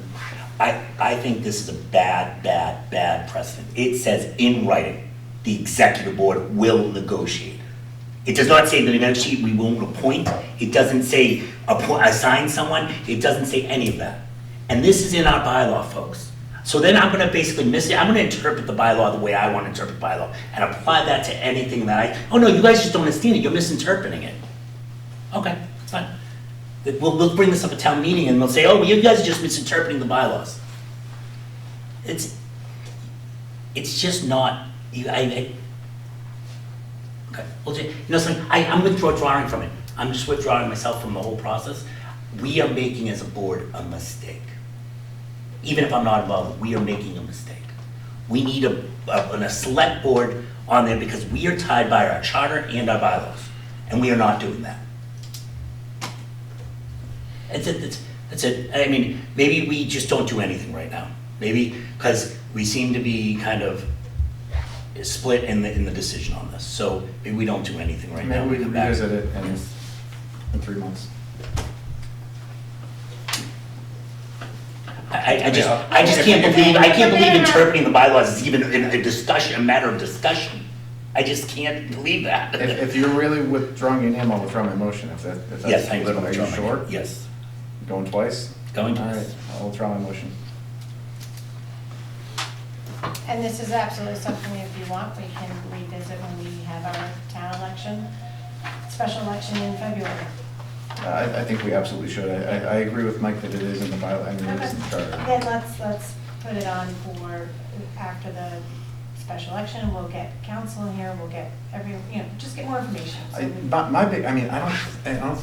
I don't see why this is such a big deal. Right. I mean, really, this should have been a 5-minute discussion. So I'm not really sure why people are fighting this so hard. It's just very strange. I can address that. The reason that it's a big deal is because we are reducing the role of someone who has been doing this and has been doing it extremely well for some time. So the decision has consequences. So it's not about Michael. It's about what happens when we make a decision that affects other people and affects other roles. And this is affecting this role you're making a change to the role as we have had it for however long we have had it. To be in accordance with the bylaws and the charter. But that's your interpretation of the bylaws. So I have a different interpretation of the bylaws. The municipality is responsible for negotiating the host community agreement. I don't understand how this is negotiated. Well, we can ask council to explain why. If we were all if we were all in favor of appointing someone, yeah, then we surrender because none of us want to do it. All right, maybe then I could say, all right, it's still not right because it's by the letter of the law. But that's not what the situation is. So, like I said, John, I don't think there's anybody on the executive select board that wants to be part of it, so. All right, unfortunately, I don't think we're going to get, at this period, we're going to get to a different decision right now. Any other business that's not reasonably anticipated? There's a letter from the moderator that I think the letter is great. Yeah, I think it's awesome. Yep, I think it's great. I think we should send it. Okay. Thank you for doing it. Okay, can I That sounds sarcastic. No, I think it's awesome. Can I just read into the record just so? Yeah, I thought it was very well done. To be honest with you, I thought he was being sarcastic too. I was not being sarcastic. Before you read it too, you should know that I got word from our current moderator, whose term is up in April, that he is going to be renting his place in Norton and moving into his RV in Mansfield at the beginning of the year, and so that is probably special gonna election. change. This doesn't change anything because this letter needs to go whoever is the moderator. No special election. He was up for election in the spring anyway. Right. So Where it comes is if the backfilling of if there's a backfilling of this, it would go to the designee, which is. And right now, we don't have, Yes, the designee is only good for a year, and we haven't redesignated Bill Gouveia in 2 years. And that has to be done by vote? By town Oh, meeting. by town meeting. So we were kind of like in a, last town meeting, Now, we should have he still reappointed him designee. owns his house in Norton, but physically. he's not- It's his voting role, it realistically is his voting role. If he registers to vote in Mansfield, he's not a citizen of. Right, so I'm just throwing that out there. We're just trying to figure out the implications of it. So you changed the address of the letter, that's what you're We'll telling just me. change the But the letter is great, and it should go to whoever is the moderator. Yeah, all right. So, just throwing it out. So. I like it a lot. It's a great letter. It is. It really is. So let me Okay, just let him read it. let me just read it to the record so we can go home. So as a follow-up to the letter to the moderator, discussions that we've had. Dear Mr. Moderator, the Select Board wishes to follow up with you regarding the discussions of transparency raised on Monday, October 19th, Fall Town Meeting during the debate of Article 12, creation of the Finance Appointing Committee. While the article failed to capture the required votes for adoption, debate by citizens and post-meeting discussions of the Select Board all seem to favor in favor improving the transparency of current appointing process. The Select Board would like to make the following recommendations. When the Finance Committee position opens, the moderator will post and share the vacancy online and town website and will request the vacancy be announced at the next 1 or 2 meetings of the Select Board, School Committee and Planning Board. Number 2, the vacancy be posted and remain open for a minimum of 30 days to allow for citizens to consider applying for the vacancy. Number 3, once the moderator completes his or her interview and the selection is made, he or she will come to the next scheduled Select Board meeting to inform the board of his or her selection and allow questions to be asked by the Select Board or public. By implementing these changes, the Select Board feels it keeps the moderator's power intact and raises the visibility of the vacancy and allows a public discussion on the selection. While the Select Board's recommendations are not binding, we hope you work to improve the process and implement the proposed suggestions. If you would like to discuss further, we invite you to a future Select Board meeting so we can discuss. Sincerely, Meg Arts, Kevin Snyder, Steve Hornsby, and Michael Toole. I just wanted to say thank you to Jack Conway. Jack Conway provided me a lot of the kind of bound sounding board and the feedback on this. So with that being said, minus a couple of font changes and some grammatical. Can I just say one thing? Excellent. It's very, very well done. Yeah, it's very well done, Yeah. and the one thing I have to Yeah. laugh, because, not laugh, but your 30-day, it actually brought up a good point after last night, feeling I got creamed at that meeting. That because there is nothing in the bylaws about a 30-day window of keeping things open. Unfortunately, we have a million things open, so it's a whole different thing, and I know this is a very different position, but that being said, it should be something that, for another meeting, that we should talk about, how these vacancies are out there. I mean, Yeah. but I'm not gonna do it. There's so many all the time, and they're, And literally just getting, like, Yeah. people resigning as we were getting told. So I mean, 3 resigned has as he we're here. resigned, has he officially resigned the role yet to you? Who, the moderator? The moderator. No, because we He didn't, has to resign with the top clerk. yeah, and we didn't know what, we were just, the conversation was, what do we do with this information? I got you. All right. So I will forward this letter to him, and then we will forward it to the next moderator. Thanks for Great. doing that. No. Yes. Thank And I you- was thank you not for your being feedback. sarcastic, I want to go on the record. All right, That let's it was finish really this, nicely guys. done. All right, Let's I finish do this. have just something on the select board report. I know it's at the end. But if I Yeah, all can right, have well, it. let's finish with town manager's report first. Okay, no, I think the select board's report should come first. No, I'll be gone. Just update on the special legislation for the liquor license. Representative Howard said it was engrossed, and then I said, okay, for the layperson, that means, so it's moved from the House to the Senate, so it's moving along.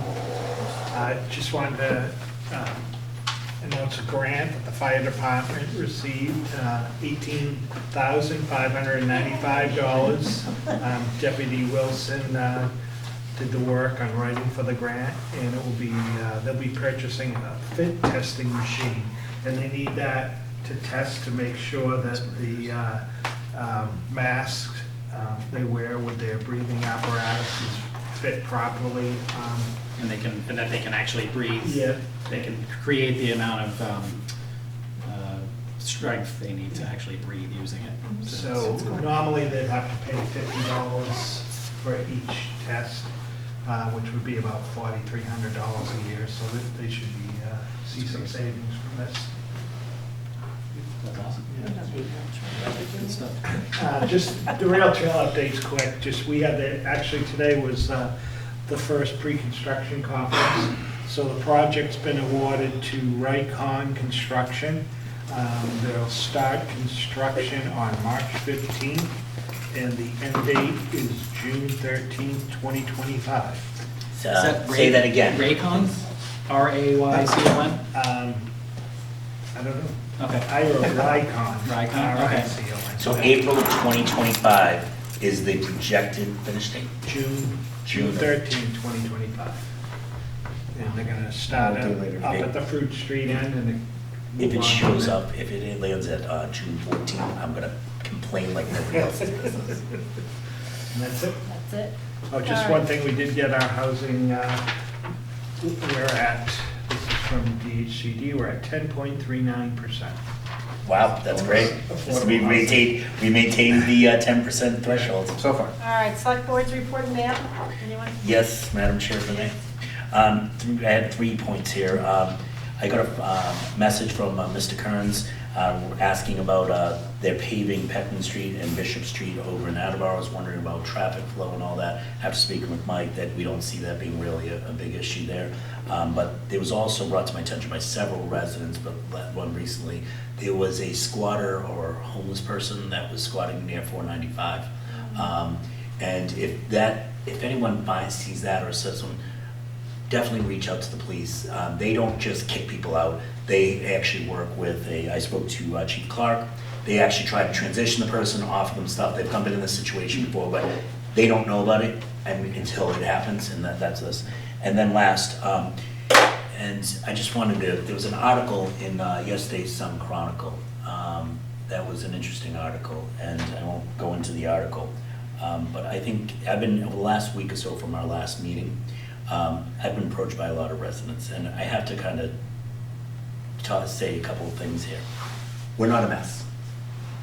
We're not a mess. My hair might be messy, but we're not a mess. We are going to dissent. We're elected to represent the town. And I think people have to understand, we're not always gonna agree.